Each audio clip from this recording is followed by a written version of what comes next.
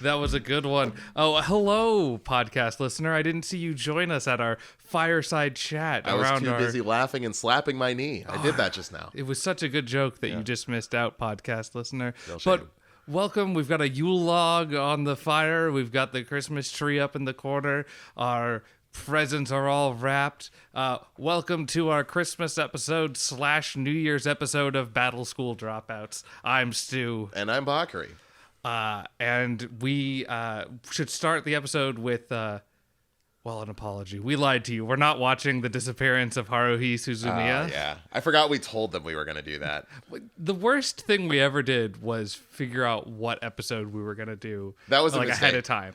Create that list. We were right from the beginning where we just made it up after we finished recording and then just put it in post. Yeah, and just winged it the day of. Yeah. What are we gonna watch today? Yeah. And we'd be all quirky about it, oh look, it's me from the future. We made a little oopsie as though this isn't the norm, and Yeah. And then I was like, I got the idea. Let's make a list. It'll just do this ahead of time. I need to look through. I don't know if we've gotten it right once. I don't know if we've I don't know if we've said, for the first time, next episode we're going to watch this anime, and then watched that anime next step. We get to it eventually. Not this time, though. Yeah. Maybe next year. Turns out that movie's almost 3 hours long. Yeah. So we sat down to watch Disappearance of Haruhi Suzumiya, and just, it was the realgood.com thing said 2 hours and 42 minutes. I was like, that can't be true. No, there's no way. Turns out, yeah. Oh, but it is. But it is. So it's a Christmas miracle. Yeah, right? Yeah. So we didn't watch that for Christmas. So we did what we did last year, and we did a kind of Christmas special grab bag. Yep. Which, retrospect, I wish I would have put a little more time into it, but it is what it is. Before we get to that, though, Bakari, how are you doing? I'm doing pretty good. We're getting close to New Year's. We're looking back on everything. How are you feeling? People, when 2019 was ending, people were like, oh, thank God that year is over, right? Mm-hmm. 2019, I don't know what was exactly going on that, united everybody in that. Trump wasn't president yet. The COVID wasn't. That was his. No, that was. Never mind. No, that was the next year. They ended 2020. Wait. No, hold on. Oh, wait, hold on. Whoa. It was about to be his last year. Trump had, last year. Yeah, okay, never mind. Hopefully. What the fuck? Wow. It's been 2 years since COVID. Yeah, I don't know what made everybody say 2019 sucked so much. And then COVID happened, and everybody was like, 2020, LOL, it's apocalypse, whatever. And, that makes sense. 2021, doesn't really exist to me. It was a weird little fever dream. I played some video games. I ate some fast food. I did some work, probably. Yeah, I'm with you. The thought that we're about to enter 2022 doesn't feel real. Yeah.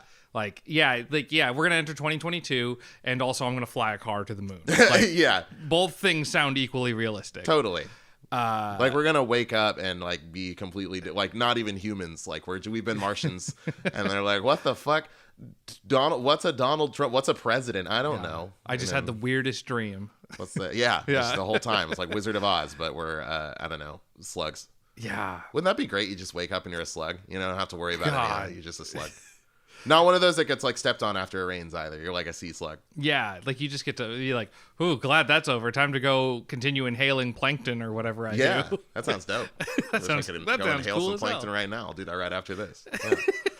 Yeah. But yeah, how are you feeling? What's good in 2021? I feel I agree completely. 2021 didn't exist, but it is kind of cool looking at I have the YouTube Studio app on my phone that lets me keep up with everything that's going on with the channel and all that. And it is cool seeing that this is going to be our 19th episode, that we're about to hit 20, and we have been doing this for a little while, Yeah, it's been a minute. So it feels really cool right now to be able to sit at the same table, have a comfortable setup, and release this podcast as a normal thing, and just kind of like, and especially like going back and listening to the earlier episodes, like I feel like we've just gotten like a better hang of the podcast overall. Yeah. So it is.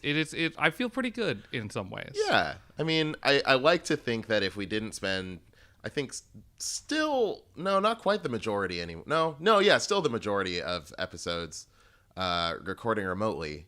Actually, no. I don't know when we stopped recording remotely.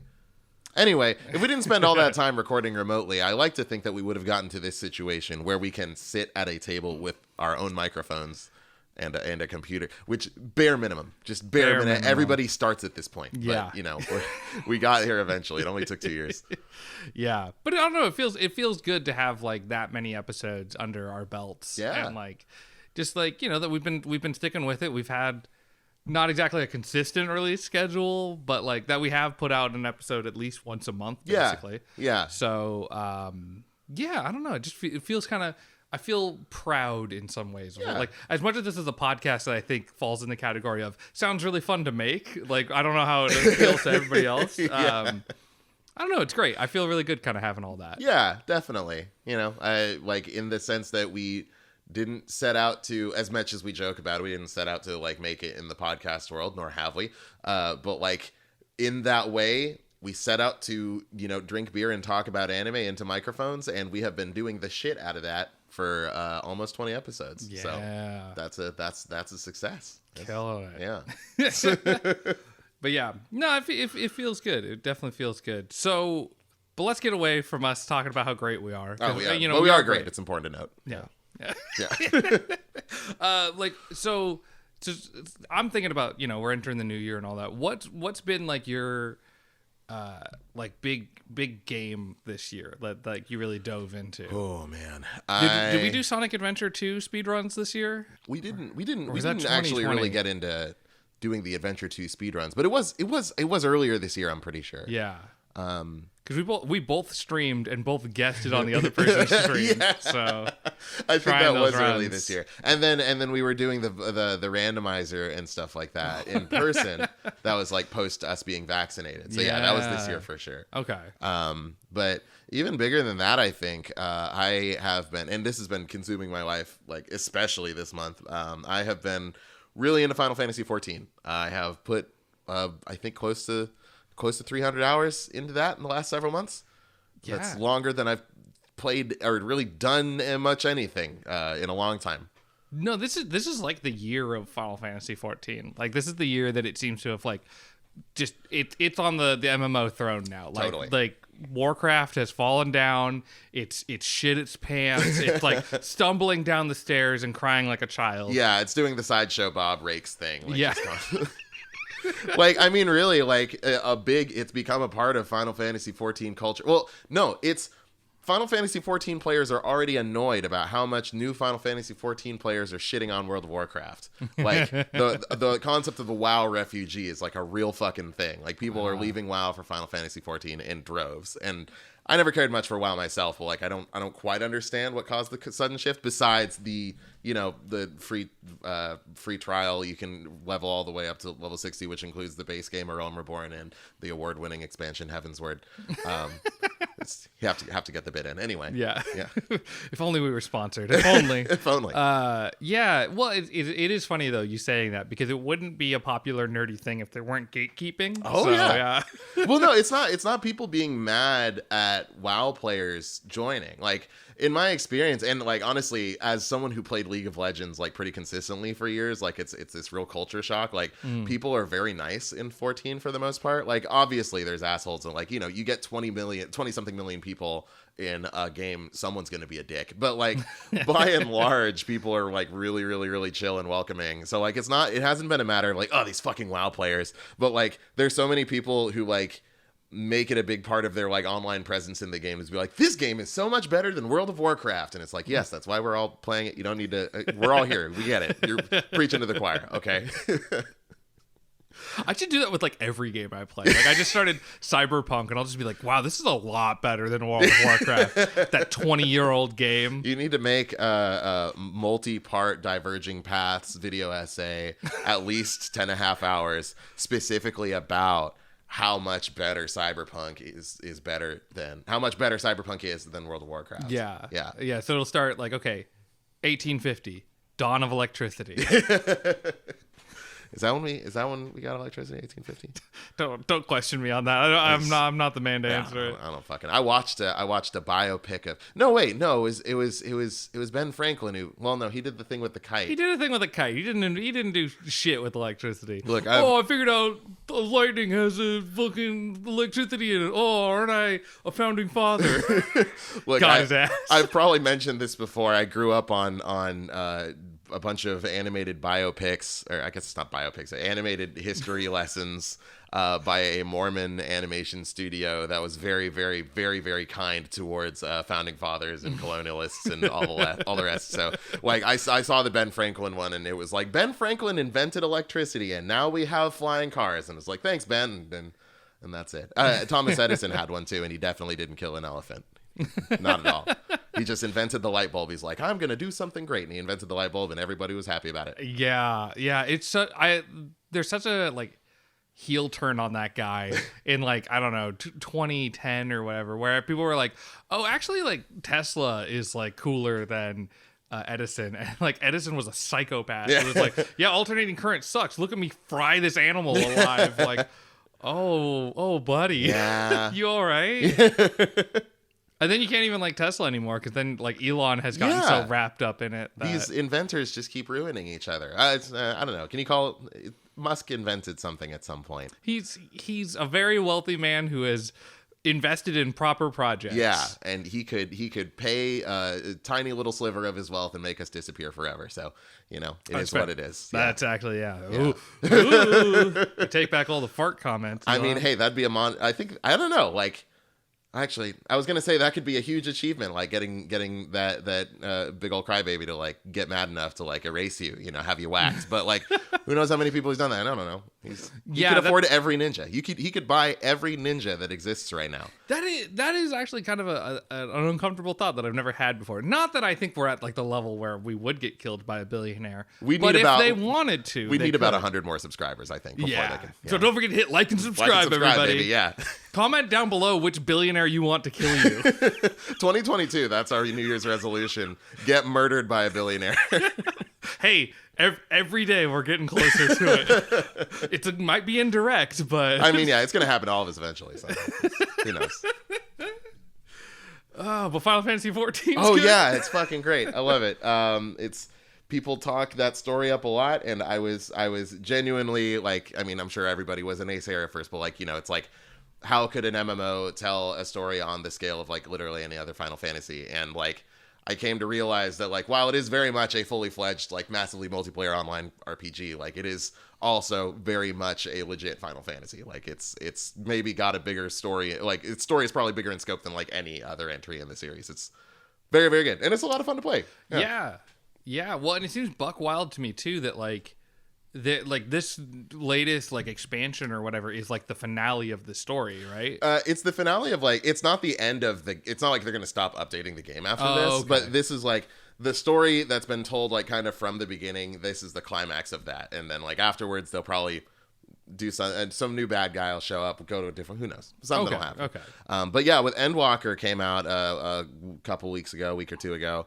And it's gone fucking nuts. Like I logged on or tried to log on the day after Endwalker came out, and it was like, yeah, the server is full. You are 7,506th in line. Whoa. Yeah, and then I was like, well, I'll just leave this on and do something else, I guess. And then like about an hour later, at about 6,000th place in line, it crashed. The servers were so fucked that like the game could not handle also keeping track of the queue. So it was really difficult. Like I learned early, like if you want to play Final Fantasy 14 during an expansion month, you need to log on probably before 9 a.m.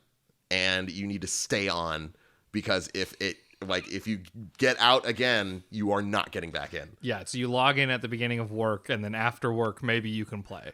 After work, yeah. Yeah. Sure, yeah. Maybe. Yeah. Not during work hours, of course not. No. That's the thing about working from home. It's an honorable thing to not fart around and do other things. And I am an honorable man. Yeah. Honor bound to Honor bound. do those spreadsheets and such, you know? Love it.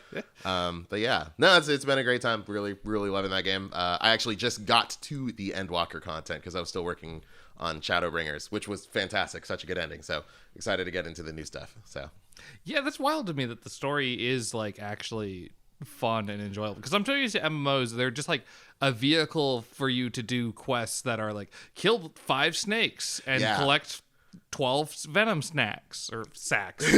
I like venom snacks. Yeah, that's maybe, gotta be a maybe thing. you're like killing the snakes and you're stealing, because they got to get their venom from somewhere. Yeah, venom snacks. Yeah, there you go. There's a I think shrews lick toads so that they can have a venomous bite. No fucking way. Yeah, as shrews, they do that to some kind of like poisonous animal. They like suck on it. I think it's some kind of frog or toad or something like that, and then they can then bite something, and it's Does that count as using a tool? Does sucking on a toad and using it as using its suck venom as a weapon count as using a tool? I think so. Yeah. It like I would call riding a horse using a tool. So like okay. Yeah, like utilizing an animal for a specific purpose. Yeah, that counts, I think. Huh. Yeah. Okay. Yeah, but you don't usually like hear it that way. Like if you had a robot do a thing for you, you're using a tool. If you get on a horse, I've never heard anybody describe that in like a similar way of like, yeah, I used a hammer, I used a saw to cut this, and then I rode a horse. Yeah, all the same thing. Saw, hammer, horse. But it's like, it's a utility kind of thing, you know. Like you can call it a pet or a friend or a companion or a pal or whatever. But like end of the day, like you have that horse so that you can have it do a specific thing, which is carry you around places. Yeah. So I mean, yeah, I think it's as much a tool as like a car, not to devalue horses or something. No, you can devalue horses. We don't have any use for these guys anymore. They freak me out. Because like they're really big, but they think we're bigger than them. So like they act like we are a threat to them, even though they can like kick through our skulls, and that's scary. I know. I am so glad I live in a post-horse age where I don't have to deal with that shit. Because like every time I've been around a horse, I'm terrified. Yeah. Like I'm gonna go ahead and say it. I'm not a horse girl. No. Neither of us, I don't think. Yeah. Yeah. So it's just never really clicked for me. Yeah. It's never clopped for you. Yeah. Never clopped for me. Clopped Exactly. for you. Yeah. I did. This is slightly related. I remember. I say I hate horses. I loved my horse in Red Dead. Redemption. I was like, you say you hate horses, yet you had a horse. Yes, elaborate. And yet there's a horse in my room. I remember. I got like there's like this special horse you get at the beginning of the game. Oh. And I had it the entire game. Wow. And then in one of the final missions, I needed to like hunt a buffalo. And as I was pulling out my gun and like going to aim, like basically like the gun was on my right, I needed to shoot a buffalo on my left. I pulled the trigger in the back of my horse's head and just killed it dead. No. Just dead horse. Oh, that's so sad. Yeah. And if you know anything about the end of Red Dead Redemption's original story, that's like one of the last missions I did. So it was like extra. Ugh. I don't think I ever got to the end of Red Dead 1, and I never played Red Dead 2, so. Red Dead 1's got a good ending. I believe it. Yeah. I started watching the Tim Rogers video where he like narrates his playthrough of the game in a like kind of a bad Southern accent. Like an entire playthrough of Red Dead? I mean, it's like he did with his Tokimeki thing. Like he's kind of just jumping around to the high. It's like a supercut of it. Oh, okay. Yeah. I like that. Yeah, it's a good time. Yeah. I haven't finished that yet, so no spoilers for this spoiler I'm watching. Yeah. No, I want to watch I'm playing Cyberpunk right now. Oh, that's right. Because I want to watch Tim Rogers' Cyberpunk review. Like it was on sale for like $30. I'm like, well, this is just one step closer to watching a YouTube video. Yeah, there you go. You buy and play the video game so you can watch the video essay about it. Exactly. That's next level gaming. I mean, I feel like I do the future. I feel like I do that a lot with stuff. Like I really like Red Letter Media, and they do reviews of like movies and things. And sometimes I'll be like, ooh, I can't watch that review because I want to see that movie. So I go out of my way to watch a movie so that I can know what they're talking about. Yeah. That's what I think about with this podcast. Like if somebody's like, oh, I don't watch the anime, but I listen to the anime parts, I'd be like, you're an insane person. I mean, like... Not really. I do that shit still too. Yeah, but. I mean, it's one thing like if you just didn't really care about it, like going in and like, you know, But if you wanted to watch an anime and then saw that there was a Battle School Dropouts episode about that anime and said, perfect, I don't even have to watch it anymore, then you're an insane person, for sure. For sure. Yes. Yeah. That person doesn't exist. Like, easy. I can insult that person all I want because that person doesn't exist. And if you think you're that person, you're not real. I hate to break it to you. Yeah, sorry. You exist in our imaginations only. We are going to wake up soon and you will cease to exist. Ooh, that's a rough time there. Yeah. Well, anyways, enjoy the rest of this podcast. Make peace with God now, for you do not carry his light within you.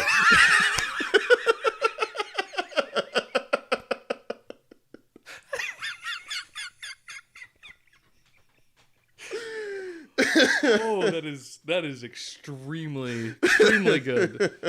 Oh man. But yeah, NCAP, Final Fantasy 14, good. I would say go play it, but you literally can't right now. They shut down. You cannot make new characters or start new accounts on it right now because the servers are so fucked. No fucking way. Yeah, they made it so you can't, so that the people who have the game can play it. I'm sure, and then they put all their games on Steam like on sale. It's like the please God play something else. Sale. Please, we have other Final Fantasies. There's at least 13 of them. Yeah, they got 15 on they got 15 on Steam. Yeah, they got 14 other Final Fantasies and then 7 remake, you know? 16 other Final Fantasies. Yeah. Yeah. I can't do math. But yeah.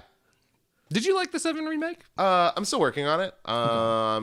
Through the second bombing mission, or I'm about to finish the second bombing mission. It's good. I like it. Yeah, it's I'm not crazy about that type of action RPG sort of thing. Like, if you're gonna make something actiony, I want it to be like Devil May Cry actiony, or at least like, you know, dumb fun button masher like God of War actiony. Yeah. This one where like I have to like be actiony and like parry stuff and dodge things, but also pay attention to numbers and gauges and ATB and MP and items and all that shit. It's too many things for my little peanut brain to handle. Yeah, I'm with you. That's kind of why I've never really gotten super into JRPGs. Because like, it's not quite actiony enough to be an action game, and it's not quite strategy enough to be like a 4X strategy game. Right. Like, I play Metal Gear Rising or Total War. I don't really go in between those two. And but yeah, I watched somebody play through all of Final Fantasy VII. Who, like, this guy knew the game inside and out. This guy Chip Cheesem on YouTube. Chip Cheesem. Chip Cheesem. That sounds like a Pokemon character. Yeah, I could see that. Yeah, he's like he got Ash Ketchum and Tracy Sketchit, you know. Yeah. It's like he's they meet the guy who's like really passionate about cooking, and he's gonna make the best Pokemon food or whatever. I'm just gonna cook all these Pikachus. Yeah, I'm just gonna grind them up into this meat, and we're just gonna have a great old time. He joins up with them, and they think he's making Pokemon food, as in like food for Pokemon, and then it turns out he's cooking Pokemon, and they're like horrified about it. Honestly, you could have a pretty sick like Pokemon horror thing go. You know, you don't have to go. I'm not the guy who's like, oh, I need Pokemon that cuss. But like, you could have a pretty good one with some. You know, there's ghost Pokemon. They show up and they're just like, hey, what's up? Yeah. I was a Pokemon and somebody fucking ate me. Yeah. Like, we need to deal with this Ash Ketchum. Like, and then you gotta go deal with it. Yeah. There was an OVA. It's Pokemon Origins, I think it was called, where it tells the story of like Pokemon Red and Blue. So like the main character isn't Ash, it's Red, and like it's got a bit of a like more not adult by any means, but like a little more of an edge to it. Like one of the first fights, I think it is the first fight. It's like Red versus Blue, his, like the Gary, and it's his Squirtle against his Squirtle against Charmander. I can't remember who has who, but he like one of them tells the Squirtle like use bite attack, and Squirtle like just knocks Charmander down and bites him in the neck, and he's just clamping down, and Charmander is like screaming in pain and writhing around, and Squirtle will not let up because his master has not told him to, and like that's how that would go, but it was kind of hard to watch. Yeah. Like that thing was really wailing. He was really going through it. I know. Well, I know this is everybody's like first like teenager thought about Pokemon, but like outside of like the games and the fun like TV show for children, like it is a horrifying world they live in. Oh yeah. You know? Like unless you're Michael Vick, like you are not okay with the Pokemon world, you know? The funny thing is, in one of the generations of Pokemon, and now I can't remember which generation or which team name it was. It wasn't Team Galactic, but one of them. They bring up that ethical, not even quandary, like that, the ethical dubiousness of the existence of the Pokemon world. It's like, hey, we have these things, we like capture these things, we make them subservient to us, and we make them fight each other. Like, and sometimes, they do die. Should we maybe do something about that? And the game's like, narrative essentially asks you that question and then goes like, that's fine. And then you just keep going. You just keep fighting the Pokemon. Well, I mean, they are fun. Like, they're get me great. Wrong. Like the gameplay loop of Pokemon is just, it's a great old time. Like, yeah. And you do come to care about your little fight dogs. Oh, yeah. So, like, I mean, like, fuck, I have a Machamp card just sitting up in my room that I'm like, I love you, Machamp. Machamp's great. Yeah. Great Pokemon. Well, I think it might be my favorite. Yeah? Machamp's, Yeah. that's a solid pick. Yeah. When I played Heart Silver, I had you can trade for the Machop named Muscles, who has a strength belt, so his strength just goes through the roof. And I took Muscles like all the way to the top. Like whenever I was having a tough time, Muscles was there for me to just like shut him down. Yeah. So, I like the Gold and Silver remakes. Those were very good. Heart Gold and Soul Silver. Yeah. I had Soul Silver. Yeah, that was a funny time. I remember when those came out. Like, I had a bunch of friends, like, we hadn't played Pokemon in years, and all of a sudden we were all kind of independently like, oh yeah, like I'm getting Soul Silver. Oh, you're getting. Oh, we're all playing this game together. Yeah, now. Okay. Yeah. Great times. God, so good. People get so mad at Pokemon now. Yeah. Like, they get I'm just kind of, because like I try not to pay that much attention to discourse, but like, I'm on Twitter, you can't escape it. And like people just get so pissed off at every single thing that Pokemon does. And like, I mean, I don't know, it's like one of the biggest IPs in the world. Like they could probably afford to like spend some more money on their games or whatever. Yeah. But like, man, why? It's just a game. Why do you have to be so mad? Yeah. Yeah, I don't know. I get where it's coming from a little bit because I think like whatever Moon was the last one I played. And I feel like I don't know what has changed in Pokemon, but it's just like I loved X and Y. I don't remember which one I owned, but I loved those games. But I think I loved them because everybody I knew had bought them. Sure.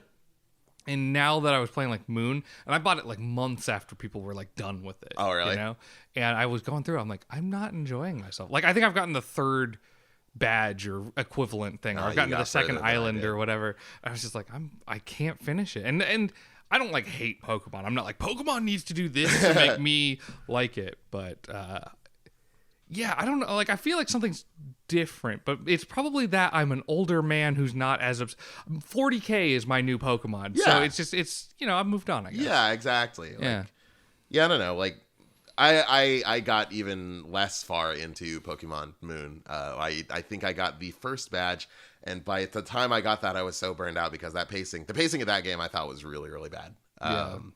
I played a lot of Shield though. Shield was fun. That was where I saw people really, really getting mad about Pokemon. Because that was the one right after Moon or whatever, right? Yes, there was Ultra Sun and Ultra Moon, and then I think there was Sword and Shield. Yeah, so that was like the next generation. But yeah, that was where people got super fucking pissed because they weren't re-including like every single Pokemon. That was that bring was back the Dexit, they called it. Bring back the national Dex and all that. Right, because they only had like 300 Pokemon, and it was kind of only 300. Yeah, right. Yeah, well, but it was kind of a grab bag, right? Like it wasn't like just new ones. It was like new ones and then some randos. Yeah, kind of. Yeah, and like I don't think you couldn't bring. You have like you could have a fucking Mudkip that you've had like ever since you were like a little ass kid because Hoenn, Ruby and Sapphire were your first games, right? Yeah. And then like you've brought it with you like through various janky ass means through every single generation of Pokemon, and suddenly you can't. Though they probably put Mudkip in it. I mean, why wouldn't you put Mudkip in? Yeah, but it's like, not your Mudkip named Muddles or whatever. Yeah, or like whatever type of Pokemon that you like that's not in the game, you can't bring that into this new generation of Pokemon or ostensibly any generation afterwards. And that makes sense. That's frustrating. I can't give a shit. I can't. I'm 30. I pay taxes. I pay bills. Well, yeah. Well, I think I can kind of get it to a certain extent because like that's what you're kind of sold on with Pokemon, right? Like you got to catch them all. you want to try to catch them all. And now I've never.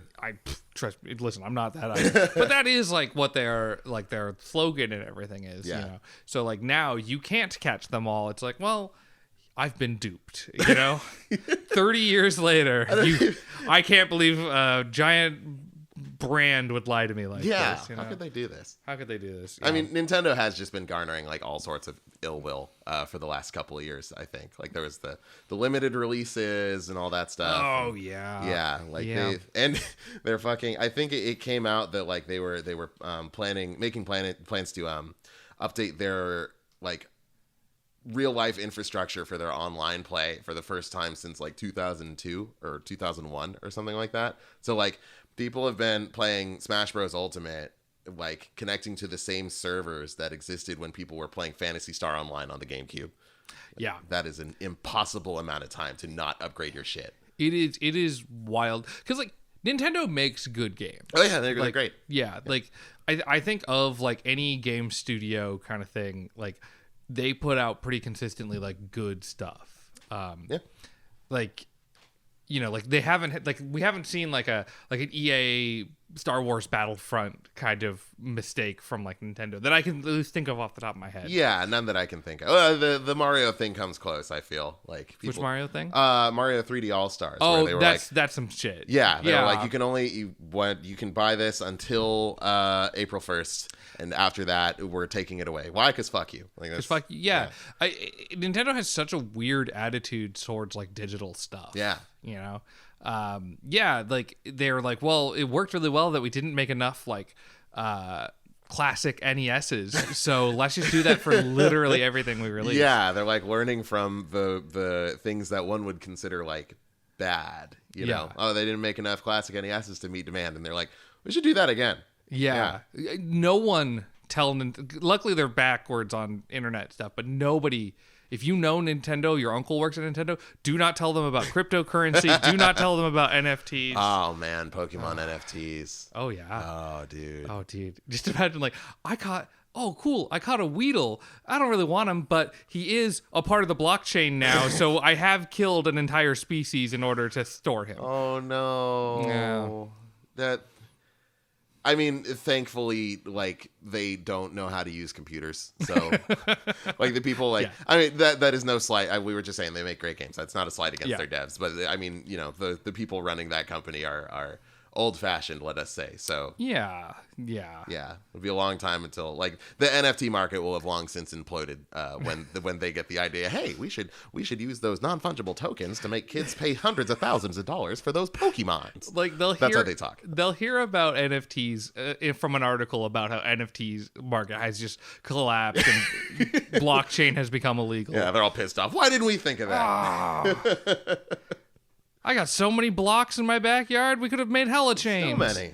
I just think they're talking about bricks or something. Yeah. I remember hearing a story about when the Wii U had come out. People were like, oh man, you got to worry about Nintendo. Like the Wii U is just such a colossal failure. And somebody's like, they have like hundreds of millions of dollars in like just cash. Yeah. Like that's so weird to me that like a company is like, that you do all these like digital transactions. No one is exchanging cash with Nintendo, but they're just like, well, we're a company. We need to retain value. We're just going to sit on just cash money. Wait, are you saying like they actually have like a giant vault with like... I think they got a giant vault with cash. Like they got like a giant Scrooge. That's what I've always assumed. That somebody said that they just have cash. And so if you're going to tell me that that's just in a bank somewhere, that sucks. But like, I mean, but it's like real physical like money, like they could jump Bakari, into it. I never like questioned it until you brought it up right now. That just sounds like a really poor waste to use the space. I think they got cash. Really hard to keep track of, you know? Listen, I'm realizing in this moment that you're right and I'm wrong, and that it's probably just in a normal bank. And the guy just said like cash for the hell of it. But I'm going to choose to ignore you. That's fair. I too enjoy the idea of them just having a gigantic room. This is the money room. Yeah, that's what I figured. You know, they got a basement and it's just got cash money. It's like it's Wario Land, whichever one was on the GameCube, where it's like it shows that giant vault with like all his money in it. You know? Yeah, they just have that for real. Yeah, or maybe they just have they convert it all into gold and then have that gold smelted into bananas, and it's just it's the banana cave from Donkey Kong. Yeah, and they've like bioengineered a monkey with like full of steroids who protects them. Yeah. I'd fight that monkey. Good luck. Get that cursed Nintendo treasure. I'll take him. That's the heist movie I want to see. Like, we got to break into Nintendo, steal their golden bananas. See, if the Ready Player One guy didn't suck shit, then that's what he would have written. Well, it's like he's like going on the heist, and the entire time he's just talking about the Ready Player One guy should go on the heist, yeah. And he's just talking about Nintendo games the entire way through the heist. You have these like hardened criminals. It's like, why is he here? It's like, he has Nintendo knowledge. It's the only way to get through the computer system. Yeah, exactly. Oh, come on. He's like quoting Nintendo powers from 1989, and they're like, we can't throw him out of the van. We need him. We need him. Oh my god. And they get to the end, they're like, "Oh, he didn't actually help. It was all regular computers and a bioengineered monkey." Like, what do you know? Knowledge of the '80s never helped. Shame. Knowledge of the '80s never helped anybody. No, never. No. Forget that entire decade. Nothing good happened then. Has he been playing anything? Besides Cyberpunk, I guess. Yeah, besides Cyberpunk, I got really into like. Within like a few days, I got way too into this game called Necromunda Hired Gun. It's like a Warhammer 40k first-person shooter. It's kind of like, this is gonna sound disparaging, but it's the only way I can think about it. You know that meme where it's like the kids are like McDonald's, and then the mom's like, "We've had McDonald's at home," and then the McDonald's at home. It's like that, but Doom Eternal is the McDonald's, and Necromunda is the McDonald's at home. Is it? I mean, I know it's set in the like Vermintide universe by virtue of it being the Warhammer 40k, so the sci-fi version of those aren't one solid continuity. Technically, no. This I did not know. I thought it was just like Warhammer, but 40,000 years later. Yeah, I think there's like that's maybe the idea or something, but but then the Warhammer fantasy world explodes at the end. Basically. No, there was an end. Yeah, there's an end. There's the end times. Crazy. Brought about by Archaon the Everchosen, and he fucked shit up. And now the newer version, maybe they should have stopped choosing him. Huh? Yeah, should have thought about that. Huh? Yeah. You goof, Warhammer. Yep. No, I think Vermintide actually takes place during the end times, but I could be wrong. Sure. I just like shooting rats. I love shooting rats. Yeah, it's a great time. But I also love shooting gangsters in an industrial hive of, I don't know. Warhammer 40k is buck wild. It's super weird. And that game, like, I know I kind of sounded like I was making fun of it earlier or whatever, but like it's really pretty fun. Really? It's janky and it's weird, but like the movement is super fun. You get like a grappling hook like immediately, so you can like encounter things in different ways. You have a dash, you have a double jump, the guns shoot really fast, you reload super fast. Oh, that sounds cool. You heal by shooting people. Sick. So you want to keep shooting people. Is it like fucking Ultra Kill where like the blood spray is what heals you, or is it just like it's just doing damage. Gotcha. So it's very simple, but it's kind of that similar idea. It's not quite as like fast paced, but it's like, I know Ultra Kill kind of has its style going, but like this is kind of it's that shitty term AA kind of game where like it's higher budget than most studios, but it's not like a AAA game. Yeah, it's like not quite indie, not quite, Call of Duty or Halo. Yeah, whatever that middle ground is going to end up being. Yeah. AA feels like a bad term for it, but I can't think of something better. No, neither. Because like would that imply that indie is single A? Like falls apart when you start looking down, Yeah, like Wile E. Coyote, I still, what do the A's stand for? Like what a AAA game. I've said that my entire life. It stands for A, like, and you got what does A stand for when you got an A on your test, Oh. Yeah, that's just A. You did it. It stands for A. I made a really expensive game. Madden 2021. Exactly. Yeah. Yeah. But yeah, it's super fun. Okay. When I first got it, it had like a bunch of issues. I was running it on like a like GTX or RTX 1050. Got a newer graphics card, and now I'm like, okay, well, let's give it another go. And it runs a lot better, so I love it. It's so fun. So, anyways, like I was saying, I got way too into it. I started watching like the speed run and then taking notes and then starting to learn how to do the speed run. Oh shit. So I've been having some fun with that. Dope. I'm probably not gonna really continue it too much, but it's pretty cool. Like one of the tricks I've seen is, so when you grapple hook onto something, it like takes you up to that point. Yeah. But at any point you can hit the grappling hook button again, and it just ends the grapple hook. Oh, so then you just keep flying in that direction? Well, no, you just lose all momentum. Oh, you just drop. Yeah. Oh. So what you can do is you can grapple hook like while you're falling, and you'll get pulled through a wall, which is usually fine. But if you end while you're inside the wall, now you're inside the wall. Now you can go out of bounds. Now you can skip past all these parts and whatnot. That sounds dope. Yeah, it was on like figuring that out. Like, there's no guides or anything. Yeah. Figuring that out, I felt like the smartest person alive. That sounds really cool. Yeah, like I've noticed that's the case with a lot of those like actiony first person shoot. Like the Doom Eternal speed run is like, you know, unless you're doing some like glitchless, no out of bounds, whatever the fuck, like then, you know, most of that time is spent like in the air or in walls or like not where the action is. Yeah. Just, you know, it's cool. Though the Doom Eternal 100% speed run it's like absurdly long. It's like 4 hours or something. Okay, yeah. 4 to 6 hours or something. But like you have to do every fight. And so like you have to do every fight really well because you need to do it as fast as possible. Yeah. It is so good. Like there's not from what I've seen of it, I don't know if I ever finished it. Well, from what I've seen of it, you never reach a point where it's like, oh, I upgraded the super gun and now I just use the super gun in every fight. Yeah. Like you're playing the way that you're supposed to play Doom Eternal at like a super high level. Yeah. So watching people go through that, like especially the later levels, it is so entertaining. Like watch a 100% Doom Eternal like highest difficulty speedrun. It is so good. That's like my favorite kind of speed. Like I really love the like out of bounds, super glitchy type stuff like with speedruns. But also like I think that's my favorite type where it's just like watching somebody be like absurdly like unthinkably fucking good at their video game, you know? Yeah.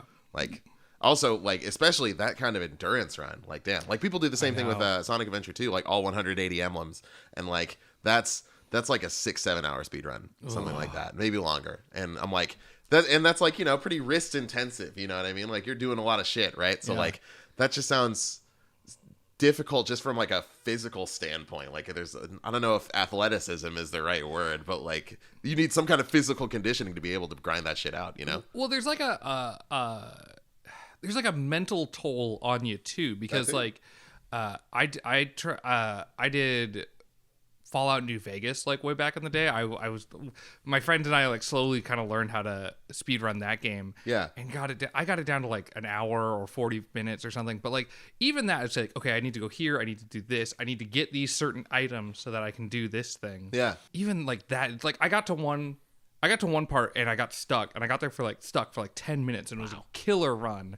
And I was like, oh man, what happened? I forgot to put the game on like easy mode. So I was playing it on normal, just getting wrecked by this one enemy that I'm like, I'm like, why? I'm throwing grenades like I'm supposed to. Why isn't it dying? Why is it killing me? Like, you know, and that's like such a basic thing that I skipped because it was like the 4th time I was doing it in the day. Yeah, you know? Totally. It's super easy to forget that stuff like once you've been doing it again and again and again. Yeah. You know, I find like, you know, when we were doing the Sonic Generations speedrun challenge and stuff, like my best times were usually within the first like half hour of trying, and then it would just get worse and worse. Yeah. You know? Though I don't know if you ever had it. There were also times where I would play for like 3 hours, and then I would get a killer run at the end of those 3 hours. Yeah. And so it's like, oh, so there is like a reward effect there. Like if I do keep trying, maybe eventually I will get it. So you just punish yourself for hours on end. After a while, it starts to feel like it's kind of a random chance kind of thing. Like maybe I'll get it. And then when you get it, you're like, I don't even fucking know what I did different that time. Like I just going to keep doing this until I get it, I guess. Well, that's the funny thing. And then thing. I did. And now I'm 3rd place, speedruns.com, Sonic Generations. You got to go to No Skills, Green Hill Zone, Act 1, Classic, Individual levels. I'm doing this all out of order. No skills, no warp, M speed glitch. 3rd place, Octomammoth. That's me. Anyway, what are you saying? Yeah, that's the funny part about that. Like we have individually run that level like 20 hours each. You know, like we've only played that level. So that's like 40 hours into that level. And technically everything you do is execution, right? Like there's nothing that's like a random chance like, oh, I got the right item, so now I can do this. Like, everything's execution, but it feels like luck. Like when there's something that's like practically frame perfect, we'll call them frames from now on. Yeah, sure. That's technically execution, but it feels like luck, you know? Yeah. like when you hit a bounce pad that you didn't want to hit, it's like, oh, I had bad luck. Yeah. That wasn't me fucking up. You know, even though like you only had a few frames to get it right. Exactly. Yeah. It's like, you know, you could have changed that outcome. There was nothing different about what the game was doing. It's just you fucked up. Yeah. Yeah. Yeah. But I don't fuck up. I don't fuck up. But yeah. Yeah. Goddamn fucking third place glitchless Green Hill Zone classic guy. I don't fuck up. We're professional. Professionals. Yeah. Ooh. God, that fucking level. Yeah. I can piece that entire level together like in my head. Oh yeah, absolutely. Yeah. Like and it's so funny. I've never beaten the game. I think I've played like maybe 3 worlds beyond that one. Oh, okay, yeah. And because we went into it with the idea like we're going to speedrun this, not I'm gonna play a Sonic game. So. I still have those intentions. I'm up to. I can do everything through City Escape. Obviously not like, you know, obviously not third place leadership times, but like, you know, I'm getting there. Like I'm about halfway through. Well, that was the frustrating part about doing Sonic Adventure 2. It's like not a lot of people were doing like individual levels or anything like that for Sonic Generations. So when we jumped over to Sonic Adventure 2, it's like, oh, you got a pretty good time. What place are you? Oh, 158th? Oh, way further than that. Yeah, even further, like 300th or something. I recorded my first time, and I think I was like in the 1000th place or something like that. It's absurd how many people speedrun Sonic Adventure 2. Yeah, and how competitive those higher numbers are. You really do need to do those, like, you know, those really high execution skips to even like. You need to be able to do that kind of shit to get to a point where they would give a fuck enough that they would require you to submit your actual like speed run. Yeah. Like you can send it to them and be like, yeah, I completed the game in an hour and 6 minutes, and they're like, cool, man. 1037th place. What do you want? Yeah. They're not going to verify that. They're not going to watch your fucking clip or anything. They're just like, yeah, throw it in there. Who cares? You know? Yeah. That's it. Oh, yeah. That's rough. Yeah. That's real rough. It's just one of those things. Yeah. Yeah. But yeah, getting there. I was watching the Necromundo ones, and I was like, oh man, like only like 4 people have like times on the speedrun.com leaderboards. Like really? maybe I can get this. And then I watched the guy who has like the best time, and he was like doing some fucking crazy shit. I'm like, oh, one of these days, you know. So at the very least, if I enter now, I'll have 4th place. Perfect. Because 4th place doesn't exist. There you go. You can be that 4th place. Yeah, like I beat the game I was trying to speedrun it with just my knowledge of the game, and I got it in just under like 3 hours or so. Best time is 1:20. Wow. Yeah. That's a big divide. That's a big divide. Yeah. Yeah. This game does sound pretty cool though. I might pick that up. Oh, it's really fun. The best part about it is it has executions like in Doom Eternal, like the glory kills. Glory kills, yeah. But they don't work particularly well. So like, you'll go to execute somebody, and there's like you go to like stab them with a knife, but the body is like doing the animations like off to the side, so you're like stabbing the air, and this person off to the side is like, oh. It doesn't happen every time, but it happens enough. Yeah, it's like this is fun. That sounds like a great time. Oh, it's a great time. Yeah. It's janky, but it's fun. Yeah. That's all I want out of these games, you know? Yeah. Well, speaking of janky, you want to get into our Christmas fucking list here? Yeah. This is some of the jankiest shit we've done for this podcast. Last Christmas episode, which I'm really glad we're doing this again. We're doing a repeat of maybe our least popular episode. Yes. It'll go off this time. It's gonna. This is the time. Yeah. So last year we did 6 Christmas specials, anime Christmas specials, and we rated them on how Christmassy they were. Mm-hmm. You know, we did our usual reviews and everything, but the rating system is ho, ho, ho, and the best being ho, ho, ho. Quite so. This year, like I said, we were going to watch Disappearance of Haruhi Suzumiya, but that movie's way too long. No movie should be 2 hours and 42 minutes. Yeah. That should just be illegal. It should be like against the Geneva Convention. I don't know. It's just, that's too much. So this year we watched Sword Art Online, Cardcaptor Sakura, which kind of fucked that one up. I didn't write down the whole name, but Skullface Honda-san. Skullface Bookseller Honda-san. That's it. Yeah. Let's see. Laid Back Camp, K-On, and Gintama. Yep. I have the episode titles for everything but K-On! I just didn't get around to looking that up. Oh, you want to know it? I've memorized it. I'm actually really proud I was able to memorize the whole thing. Christmas. It's called Christmas? Yeah, I think there might be an exclamation mark. Oh, okay. K-On! episode 7. 7, yeah. Episode 7, Christmas. We also watched Sword Art Online episode 3, The Red-Nosed Reindeer. Cardcaptor Sakura episode 34, Sakura, Yukito, and the Midday Moon. It turns out the Christmas special for Cardcaptor Sakura was Cardcaptor Sakura episode 35. But we watched the entire episode up through the credits and then realized we had watched the wrong one. So maybe we have to find a way to like curve the ho ho ho rating for that one, because like, you know, otherwise I don't think it even gets an H, you know. It's gonna have a tough time in this year's competition. Yeah. Which admittedly is my fault. My gut reaction was to scream at Funimation, but that was a me problem. Yeah, it's just one of those things. Well, you want to get into it here? Yeah, let's do it. On my Twitter or something like that, we'll have the list up of these episodes. So if you're like, oh, I love watching the episodes and then listening to the discussions like regular, normal, existing people. Yeah, you can go do that. Hentai Pizza Lord on Twitter. But yeah, and I guess I should also note, while we don't know every show perfectly, there will probably be spoilers for every show that we listed. Spoilers, Christmas happens. Yeah, Christmas happens. Maybe like little things here or there. I know we talked a bunch about what happens in Sword Art Online when we were watching it. Yeah. So here's the interesting thing too, is because like, you know, if you got into anime in, you know, like the last 5, 6, 7 years, whatever, like you're probably aware of Sword Art Online, but like have probably heard about it from people talking shit about it. Cause like that anime got super popular and then everybody was like, what the fuck is this? And then it got super popular to like dunk on. Yeah. So like, if you just got into anime in the last few years, you probably don't have like an untainted view of that show, and like probably wouldn't have watched it if you heard everyone talk shit about it. So like, I don't know. I like a lot of people, I think statistically wouldn't have heard this or seen the show. Yeah. And I don't know if I can recommend it. It's fine. Like it's not worth all the hate that it gets, but it does make some bewildering choices in its story. Like it's really fucking strange choices. Well, that's kind of my relationship with Sword Art Online. Like I got into anime maybe 7 years ago or so. Yeah. And I remember being at a Fanime and watching Sword Art Online Abridged, which is like one of the voice-overed ones, things like that.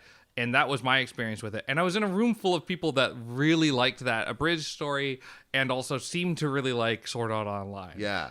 So then, like, years later, like, everybody's like, oh, Sword Art Online, like, that's the worst anime ever made. I'm like, what the fuck happened? What happened to you, anime community? When did you become so who hurt you? I don't know. I mean, like, it's certainly not the best shit ever made, but, like, there's nothing that horrible about it. Like, again, bewildering plot choices, but also in season 2 he plays in a he gets stuck voluntarily this time in a gun game called Gun Gale Online, wherein he has to hunt down a guy named Death Gun who has a gun called the Death Gun, and when Death Gun shoots you with the Death Gun in the game, you die in real life, and that's dope. That rules. If that sold you on Sword Art, then maybe go back and watch it. I don't know, but this is your last spoiler warning. Honestly, yeah, Death Gun is maybe the coolest name, and it's so applicable. Yeah. Like, what does the Master Chief do? I don't know. Like, I know because I've played Halo. Yeah. But if you just like, that's the Master Chief. What does he do? Don't know. Death Gun probably has a gun and shoots people. Yeah, and by God, does he? Yeah. Good on him. Yeah. Yeah, good on him. You know, you found your calling and you went for it. Exactly. You know, when you do what you love, you never have to work a day in your life. You know? But yeah, so this was episode 3 of Sword Art Online. Yes. Basic run through. We have our main character Kirito. Kirito, and he's in a guild and he's hanging out with people and they're going on adventures and he's really powerful and they're not, and he falls in love with one of the girl characters, and then all of his friends die. Yeah. They open a treasure chest and they get ambushed by monsters and just die. Yeah. And and I guess for anybody who hasn't seen it but is watching this part, they're in like a virtual MMO world with like swords and shit. So yeah, they all die. He's all sad and he tries to go get a amulet thing to resurrect them, and then he gets it, but it won't work on them. Yeah. That's the gist of that episode. Pretty much. Yeah. But let's talk about the Christmassy parts of it. So he does have to. There's an event where Santa will show up, or it's Santa. It's just Santa. Well, according to the fandom.com for Sword Art Online, he's called Nicholas the Renegade. Nicholas the Renegade. That's fucking good. Yeah, that's a badass name. That's an anime title itself. That sounds great. It's making me realize, like, you can put the Renegade on the end of something, and it sounds sick. That's true, actually. Yeah, you can put that on whatever. Sex and the City, the Renegade. I'm on board with that movie. Yeah, 100%. Yeah. So yeah, Kirito with his guild, they all wipe, and in this game, if you die, then you die in real life. They're wearing VR headsets, and if you try to take it off or you die in the game, your brain gets microwaved. And so he gets the idea to like find this event boss, Nicholas the Renegade, and kill it. It drops a thing that can revive somebody, like a player that's died, without putting two and two together that like she's already, like, the person he's trying to save died hours ago, maybe days ago. Mm-hmm. She's hella dead. She's like dead in the real world. Her brain is like microwaved. She's no longer alive. Yeah. So like even if he brought her character back, then I imagine it would just kind of A-pose in place forever. Like, until she gets logged out for AFK. I brought my wife back from the dead, but she won't stop T-posing in a corner. She keeps clipping into the wall. That sounds like a Reddit no sleep post. And she keeps spilling all this ultra realistic blood. Yeah. But yeah, like from a Christmas perspective, which is what we're judging these shows on today. So, it does have Christmas in it. They say the word Christmas. There is a Christmas tree. The girl that Kirito wants to save leaves him a note, an audio message. It's saying, "Yeah, I'm super gonna die in this dungeon. Like I fucking suck at this game. I shouldn't be put in a position where I die if I lose at this game. So I'm gonna die. It happens." And she hums Jingle Bells. Is Jingle Bells? No, she does Rudolph the Red-Nosed Reindeer. You're right, Rudolph the Red-Nosed. Quite so. Yeah. So we got a Christmas carol. They say Christmas. There's a Christmas tree. You know, Santa's technically there. Santa is there. My biggest gripe, other than it, honestly, it's not enough Christmas for me. The whole thing needed to be Christmas for me to give it the full ho ho ho. Yeah. However, I am also very disappointed that when he goes to fight Nicholas the Renegade, they just kind of run at each other, and then that's the end of it. Yeah. And from like the story perspective, like seeing him fight a demonic Santa Claus isn't necessary. You know, what's important is he gets the item. You know he's going to win because he's way too powerful, according to the game. He's just level 40. Like, he's still... There's nothing about him that's outside of the realm of, like, what's possible in the game, you know? Like... But it seems like the idea is that he is... You know, he's just too powerful for the zone that he's in, or just whatever. Feels like it's written by someone who doesn't play a lot of MMO or like games in general. Oh yeah. But yeah, so you know he's gonna win. So like narratively, yeah, it's fine. But I want to see him fight Demon Santa Claus. Yeah, that would have really helped me out there. I mean, yeah, I guess like it's. And this kind of encapsulates Sword Art Online in a nutshell. Like, they go with some, like, kind of, like, maybe a little too heavy-handed, serious, edgy themes. Like, you know, him trying to, like, bring this girl back from the dead. He's, like, going through this real depressive phase because he saw all his friends die and stuff. And then it's, like, he has to go fight Santa Claus to the death, you know? That's a little silly. Yeah, that's very silly. Yeah. I guess it does kind of get the idea of, like, that, like, because MMOs are kind of silly, especially when it comes to the holiday stuff. Oh, yeah. You know, because, like, in the town that they're in, there's, like, a holiday, what am I trying to say? Like, there's a holiday event. Like, there's a big Christmas tree in the village and all that jazz. So I could see it working in, like, it being an MMO thing, but, total, you don't have to do that. Yeah. Like, you're an anime about an MMO, but, like, you don't have to do everything. Yeah, like, they play, like, needlessly close to, like, you know, trying to be realistic with, you know, MMO mechanics and stuff like that. But, like, you have to not be realistic about it in order to make that story work. Yeah, well, and that's one of the aesthetically frustrating things for me, a non-Sword Art Online fan, watching, the show. Is like, okay, you're in this world that's so realistic, it feels real. Like, if you die, you die in real life, you know? Like, that's so hardcore. Like, you're fighting monsters, you're seeing them with your own eyes, And then when you beat one, like experience pops up.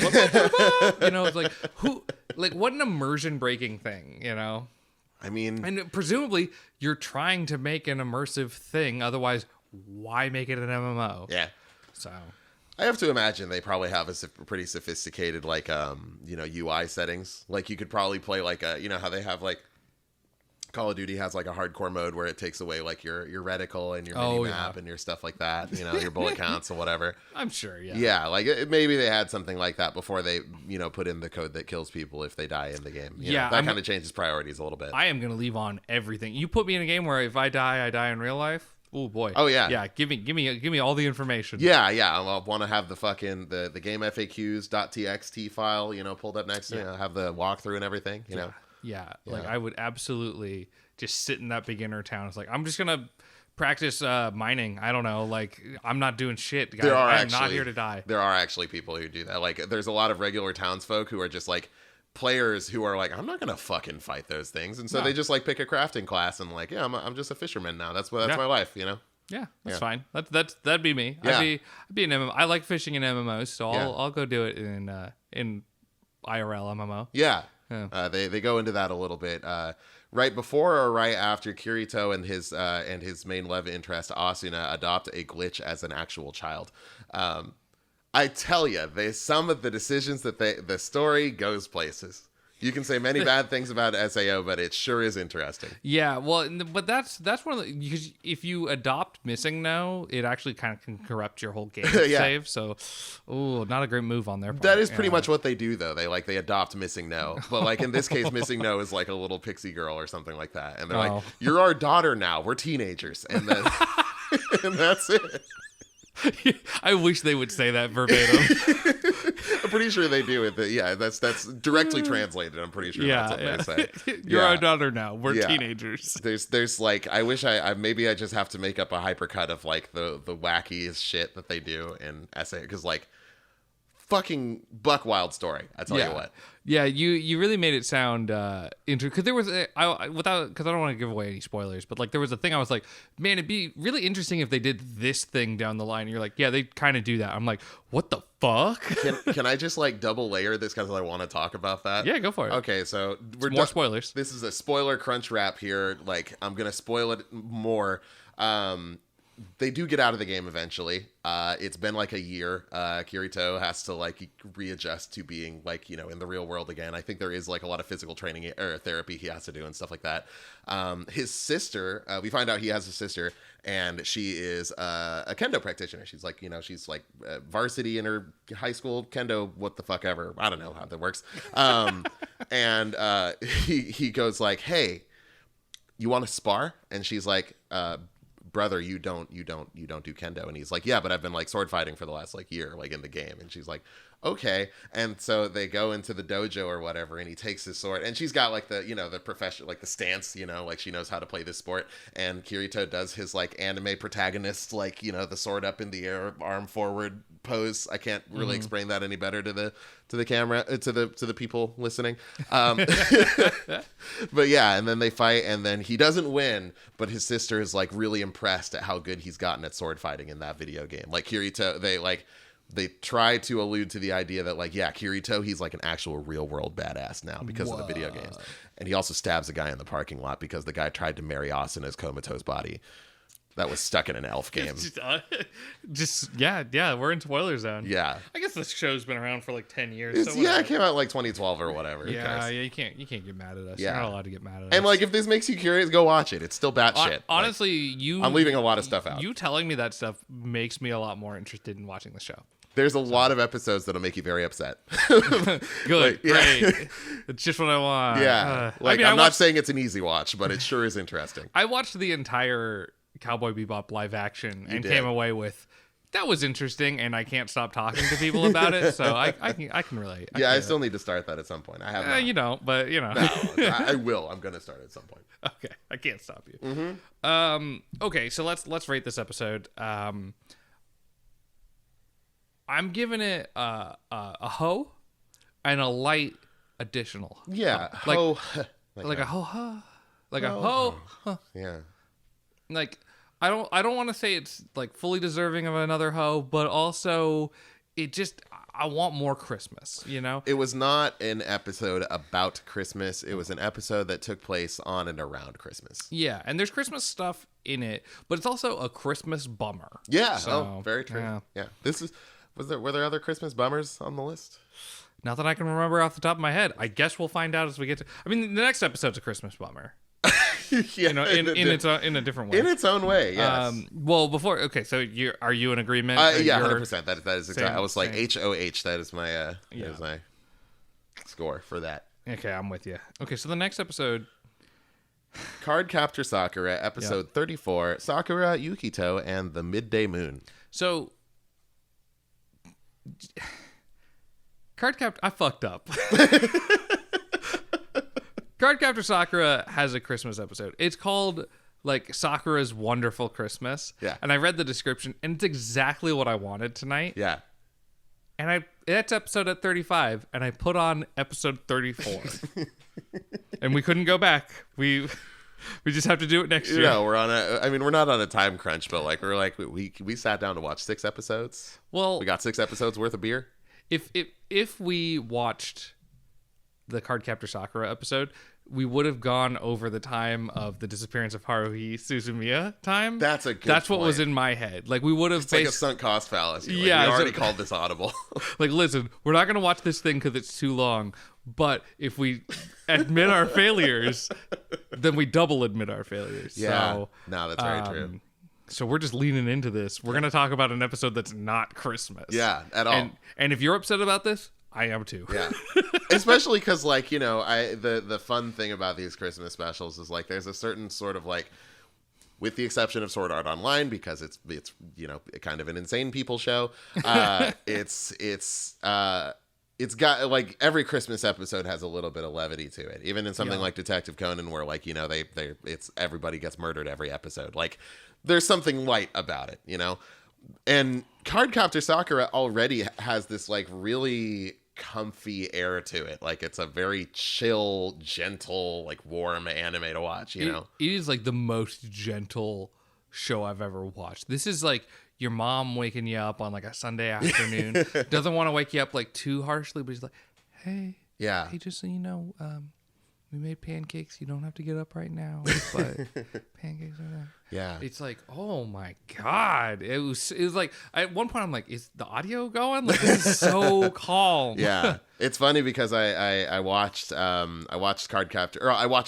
Card Captors on like, you know, Boomer Bunny Ears TV. On the WB. On the I think. WB 58, yep. Yeah. And they had changed it, like the localization of it had changed it to Card Captors, and they changed the theme song to like this, you know, kind of Pokemon rock, sort of like Card Captors, a mystic, you know, that kind of thing. Yeah. And it was like, and I was like, oh yeah, it's cool. It's a cool action show about this girl named Sakura who fights, or they probably changed her name too. I don't fucking know. Like she fights card monsters. It's neat. It's kind of like Yu-Gi-Oh. Yeah. That was my, because I think Yu-Gi-Oh was out around the same time. Maybe. Yeah, close enough that we were playing with cards. Yeah, close enough that I was playing with some kind of cards. Yeah. Pokemon cards, Yu-Gi-Oh cards, who knows? Yeah. Yeah, so like I went and then I got on, like, you know, got into anime proper in high school, and then like I found Cardcaptor Sakura, and I turned it on and I was like, what is this fluffy pink bullshit? What's this? This isn't my cool action series. What happened? And I didn't realize like what localization was. Yeah, or right. anything at the time. But I've come to appreciate it now. It is a very like calming show to watch. Yeah, it's really nice. Even if some of the people are way too tall and some of the people are way too short. Yeah, so it's a really nice, fun show, but so big problem with the episode that we watched. We're watching episode 34 for one. So we have not even like Sword Art Online. Okay, we've missed a little bit of context if you didn't know it. Yeah. This one, like I also watched Cardcaptors back in the day. Oh yeah.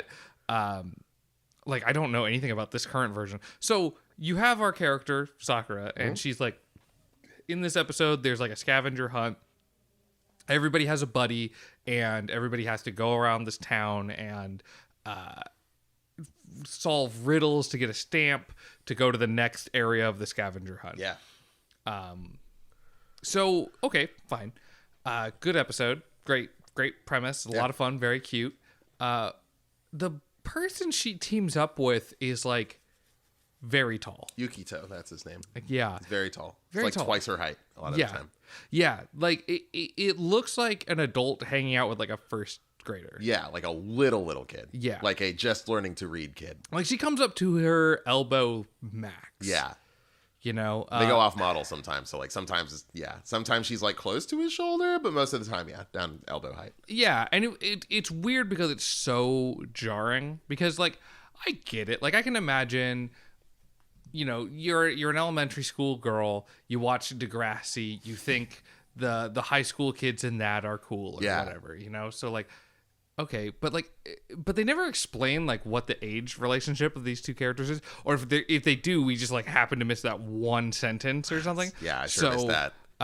They just spent the entire episode like, who is this adult man hanging out with his child? Like, well, that's the thing. He has a really gentle. Cute. I think he's voiced by a woman. Yukito is like he's like as though he is like still growing, and like so in isolation, I probably would have guessed that Yukito is like 14, 15, and like Sakura maybe 9, 10. Who knows?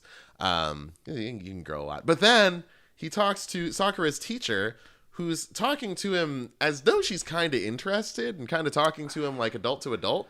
And now I'm not so sure. Well, because he's taller than her. He is taller than the teacher. He's taller than who the is very teacher. much an adult. Yeah. So that's what's going on there. And then the other thing I was like, okay, shoujo animation style is it's a little different than what I'm used to. Yeah. You know, you have very skinny people and all that. Yeah. Maybe in this universe, the cute boys are all just really tall. Sure. For some reason. But then there's other boys in the show and they're the same height as Sakura. So like, who's this man? Yeah. Who is this man hanging out with his child all day? There's the other boy. I think his name's Xiaolan.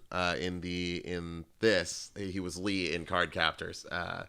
He's like in Sakura's, if not in her class, he's like her age. Yeah. So like, yeah, it can't just simply be the guys just tower over the girls for some reason. But yeah, I mean, as far as, and she actively has she has a very it's very obvious that she has a crush on, I already forgot his name, Yukito? Yukito is Yukito. It's what you said. That's what I took the note. So, I mean, I could have been wrong before, but yeah. If there's one reason to watch this show out of context, like what we did, it's to just sit in front of your TV and be like, who is this man? Just constantly. Who is this guy? What is their relationship? Yeah. So I don't know their confusing. relationship because I mean, maybe he's a family friend. I don't know. Yeah. All I know is that the secret of the cloud was all a mystery. And then when that mighty book was opened, the power was set free. And then it's Cardcaptors and Mystic Event. I remember that whole song for some reason. Yeah. My brain is the horrible steel trap for things I don't care about anymore. Well, and you've done what you've done to me a lot of times where I can't remember something and then you do just a little bit of it and like neurons from my childhood just like explode and I get a headache. Yeah. So I'm sitting here like with the Cardcaptors like theme song like breaking its way out of my brain. Like some kind of monster out of the earth. I can't bear this curse alone. I got to make it your problem too. So let's rate Cardcaptor Sakura episode 34. How Christmassy was it? Give it a hoe. I can't give it any in good conscience. I mean, it's we entered a horse into a dog show. I got to give it something. It's trying its best. Listen. Cardcaptor Sakura, if you're listening, it's not your fault. You're not a Christmas episode on this Christmas episode. It's true. So, I'm sorry. I can't rate you as a Christmas episode because you're not one. Yeah. Because we didn't watch Sakura's Wonderful Christmas. God damn it. Yeah. Oh, you know what? I'm going to change my rating. I'm going to give it a maybe keep watching. Yeah. I would give it a keep watching. I'd put it. I'm interested. I don't know that I ever want to I don't have the time in my life to ever consider finishing that show front to back. But I'd put on another random episode and just see what's going on. It's fun. I could very easily see myself putting on the show the dub while I play something else. Totally. Yeah. I think that's kind of where I'm at with Cardcaptor Sakura. Yeah. but it's not Christmas. No, this it's not non-Christmas episode is not Christmas. Yeah. Yeah. It might have been Christmas. It could have been Christmas. Could have been Christmas. We could have had a really good Christmas fucking episode. We picked this episode too because it was like, oh, let's watch something that like we both really want to watch right now. You know, like let's get away from Sword Art Online. Let's watch something that's got to be more Christmassy. It's the episode's called Sakura's Wonderful Christmas. It's got to be Christmas. Got to be Christmassy. And just our bafflement at the end, like, where was the Christmas? Oh, we watched the wrong episode. Fuck. You know, these things happen. Just one of those things. One of those things. Okay, so the next one we watched was Laid Back Camp, episode 11, Christmas Camp. No, we watched the Skullface Bookseller, Honda-san. Ah, fuck, I got the order mixed up. Skullface Books. We watched Skullface Bookseller, Honda-san, episode 12. Merry Christmas, Mr. Honda. Yeah, and that was a fun one. Yeah, like it's the final episode of the season. Yeah, I think maybe the series, right? Yeah, like maybe the series. Yeah. It doesn't seem like a season 2 kind of thing. I think the manga's ongoing, but like, you know, I think it's like a 4-panel comic or something like that, if I'm not wrong. So yeah, it seems like one of those ones where it's like it's popular, but it's not like, you know, Sword Art Online light novel popular. Yeah. Because the animation is very like it's a very like low budget kind of animation style. It seems like a motion comic type of thing. Like it's not like One Punch Man season 2 where they're trying to trick you into thinking like there's movement going on. It's like, you know, this is just guy standing, voice line happens, move on to next scene, you know. Yeah. It's almost kind of like Inferno Cop or something like that, where it's like still image moving around. Yeah, because a lot of the jokes are not like physical. It's like dialogue, you know. Right. Exactly. Yeah. Because the whole thing is about a man who works at a bookstore and he works with other people, and it's just short stories about work in retail, basically. And also nobody has a human face. Nobody has a human face. Yeah. None of the workers have a human face. The customers they have faces. Customers have faces. You're right. The like Skullface Honda-san he's a skeleton. Yes. His entire body is a skeleton. Yeah. There's other like his it seems like his boss, like the supervisor or manager or whatever, is she has like a knight helmet. Yeah, there's Night Helmet. Yeah. And then he refers to another character who wears a gas mask as Gas Mask Senpai. Yep. So yeah, there's a lot of stuff like that. Yeah. And it's I mean, if you've worked retail, like this is just a show about your goddamn life. You know? Yeah. It's very like the big conflict of the Christmas part of it, because it's one of those where it's like split into like 2 5-minute episodes, so very brisk. But the whole central conflict of it is just he's not quite used to working Christmas, and then somebody has him like asks him to gift wrap a book that they were buying, and then he doesn't know how to do it, and that he has to get his coworkers to help. But they come in and help him out. Yeah, well, his coworkers come in out of it like he's like, oh no, I'm gonna have to wrap this present. Yeah, we'll wrap this present for you, and it's like, that's a Christmas miracle. That's the thing about the show is it captures the retail side of like dealing with customers who can be frustrating, or like realizing you fucked something up and like how are you gonna fix this and all that, and just funny customer stuff. The side of it that's nice but also unrealistic is that all of his coworkers seem like really nice people. That's true. Yeah. And like I've had some very great coworkers over my life, but I've had a few who I'm like, I'm gonna strangle this person. I've had most of the coworkers in my life I've felt like neutral about, but like I would say there's like still less good coworkers than bad coworkers. Yeah, you know, I could see that, especially in like my like retail customer service days. You know? Yeah. Well, when I worked at a pet store for like ages. Yeah. And during that time, everybody else who worked there also had been working there for ages.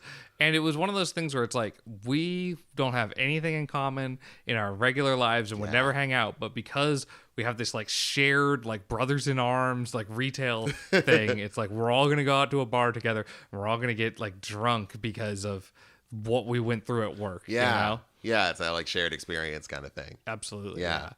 Yeah. I should amend my statement. Most of my coworkers have been fine. Just my first job that I worked at for 3 years fucking sucked and everybody was terrible. So like there was like 4 or 5 people I didn't hate. Everybody else fucking sucked. Was it so? Have you? Because I know where you work now. Have you worked like retail stuff in the past? I've only worked like retail, strictly speaking. I've only worked. I worked at a Best Buy for a season. Okay. So like I got the Black Friday experience. You know, Oh. yeah. Did a Black Friday at Best Buy, but only one. Otherwise, yeah, I worked at an arcade for a few years, and then I worked at a coffee shop with green aprons for a few more years, and then bounced around jobs a bunch. Yeah.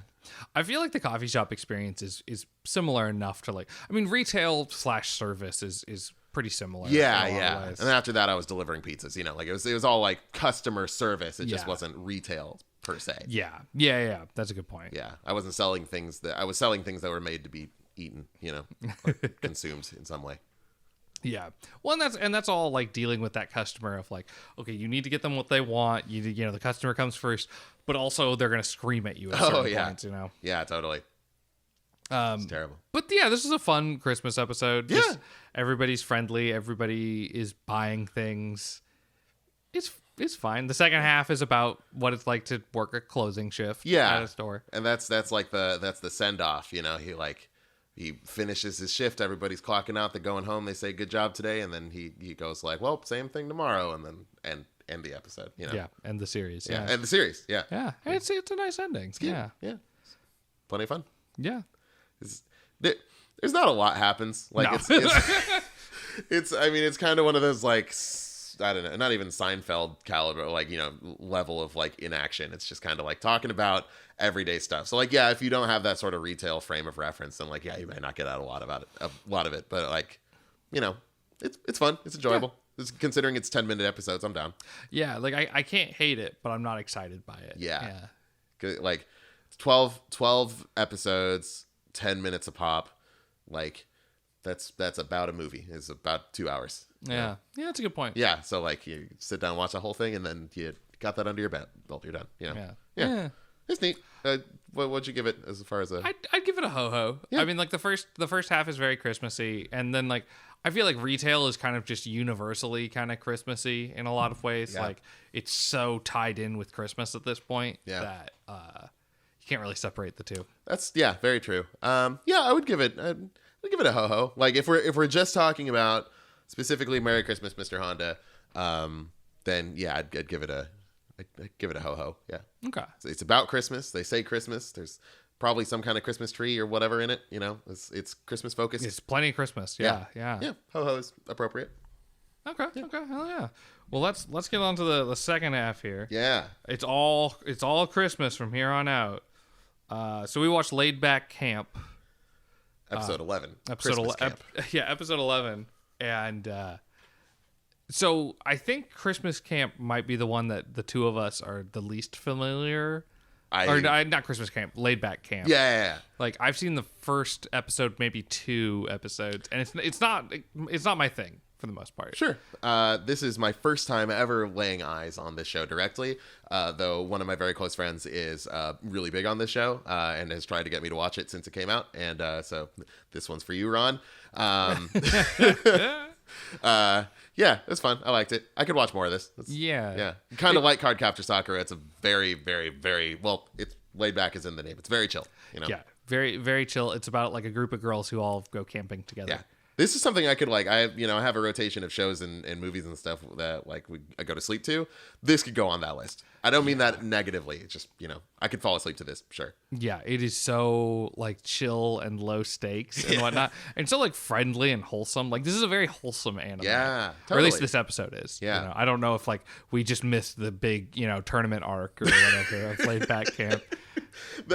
See, that's what like having never seen this show before, that's what kind of like what I thought this was going to be like the Food Wars or the whatever that fucking badminton show was, or like the girls get into thing show of camping, and then they're gonna like find the best campers in the world. They got all the best equipment, and they know the best spots, and they got all their bear bells and their bear repellent and their bear claws and anything else to do with bear. Do they have bears in that part of Japan? I don't know. Yeah, they're fucking, they're the best at camping, and they got to learn they're scrappy underdogs. They've got to be the best at camping. How are we going to have more fun than these guys? Oh no. Exactly. Half of me thought there could be something similar to a tournament arc in this. I was very mistaken. Maybe we missed it, but I think it's just about having a chill time with your friends, Which is cool too. Yeah. That's definitely, and so it was definitely good. It was very cute With your friends and your teacher with a real alcoholism problem. Yeah, that person has an issue. Yeah, And it is that their entire character is, I am a drunk and I forgot to bring the right alcohol for what we're eating. she is either she weep. spends that entire episode either in 3 states. She's either drinking, passed out drunk, or complaining that she does not have the right alcohol for the occasion. Yeah. That's it. Yeah. Favorite character though. Yeah, God great. bless her. Yeah, great. Honestly. I totally get where she's coming from. Yeah, and everything. 100%. The Christmas aspect of the episode, I think it takes place around Christmas or something. Yeah. I just assume, because one of the girls brings Santa outfits and they all dress up as Santa and eat food, and it has that like Food Wars thing where like the food is orgasmic and it makes everybody go like, I mean, maybe not that as hardcore as Food It doesn't Wars, blow their but clothes off or anything. yeah, but they're like, oh my god, yeah. Which, I mean, they draw the food very well. It's a good looking, cuisine. Yeah. And they kind of give like a recipe along with it. It's like, they give directions and whatnot. So like, you probably want to find a better recipe. But don't watch this anime and then try to cook the thing directly from it, probably. Imagine like having the episode open and being like, okay, so then they add this and then, like what you do with the recipes. Yeah. But I mean, I could definitely see it. Like if I was more, I hate camping, but if I was more into camping, I could be like, ooh, that'd be kind of a fun thing to make. This, I've never been huge. I mean, I was a Boy Scout as a kid. I went in my family and they're like church friends and stuff like that, went camping all the time. So like I've done a lot of camping in my life and never really cared about it. This show made me go like, yeah, just kind of chilling with my buds outdoors and like cooking shit and hanging and drinking and that sounds cool. Like I haven't been camping as an adult really. Like I've once or twice, but like, not really. Like when I was like 19, adult air quotes, Yeah. So that could be cool. My beef with camping is, so if you're gonna like hang out with your friends and cook and drink and all that, you can do that at home. Yeah. I don't need to go out into the wilderness do it in the mountains. Yeah, where I'm gonna sleep in just an uncomfortable spot. There's always a rock under me in a place I don't want there to be a rock. Yeah. And the cushion isn't doing the trick. Yeah. I hate sleeping bags. I need that kind of elbow room. Yeah. So so all of the like the just regular ass shit about camping, you can do it at home. Yeah. And then all the extreme wilderness stuff of like, I'm gonna go out there with just like a knife and I'm gonna like just try to like kill a bear. It's fuck all that. No, fuck that. Fuck that noise. We evolved into apex predators precisely so we don't do that anymore. Yeah, exactly. You are wasting our given gifts by our ancestors. I have an anime podcast. If anyone's gonna die when like shit goes south, like, oh no, the American Second Civil War has started. Yeah, of course I'm gonna die immediately. Sure. I'm fine with that. Yeah. Like, I'm not meant to live in that world. Oh, the apocalypse is happening. Are you ready? No. And that's just the way it is. Yeah. I mean, if anything, like, when people say like, oh, I was born in the wrong generation or whatever, I think that too. But like, I should have been born like forward. Like, if we ever make it to like the Wall-E future where like humans are just these big jelly like sacks and like we're just like fed and pampered by robots, like put me in that future. Yeah. I'm 100% down. Yeah, absolutely. I am not above living in a simulation where everything's perfect. Oh, sure. I am not. Matrix me up immediately. Yeah, absolutely. Yeah. I do not need just keep me fat and happy. Yeah. That's all I want. I have not evolved to live in any other kind of circumstance. No. So no. When they say that peaceful times breed weak men or whatever, they are talking about us. That is why we dropped out of battle school. You see, there's that quote, and then there's our pictures right next to it. We are the weak men. We are that weak men. It is us specifically. Yeah.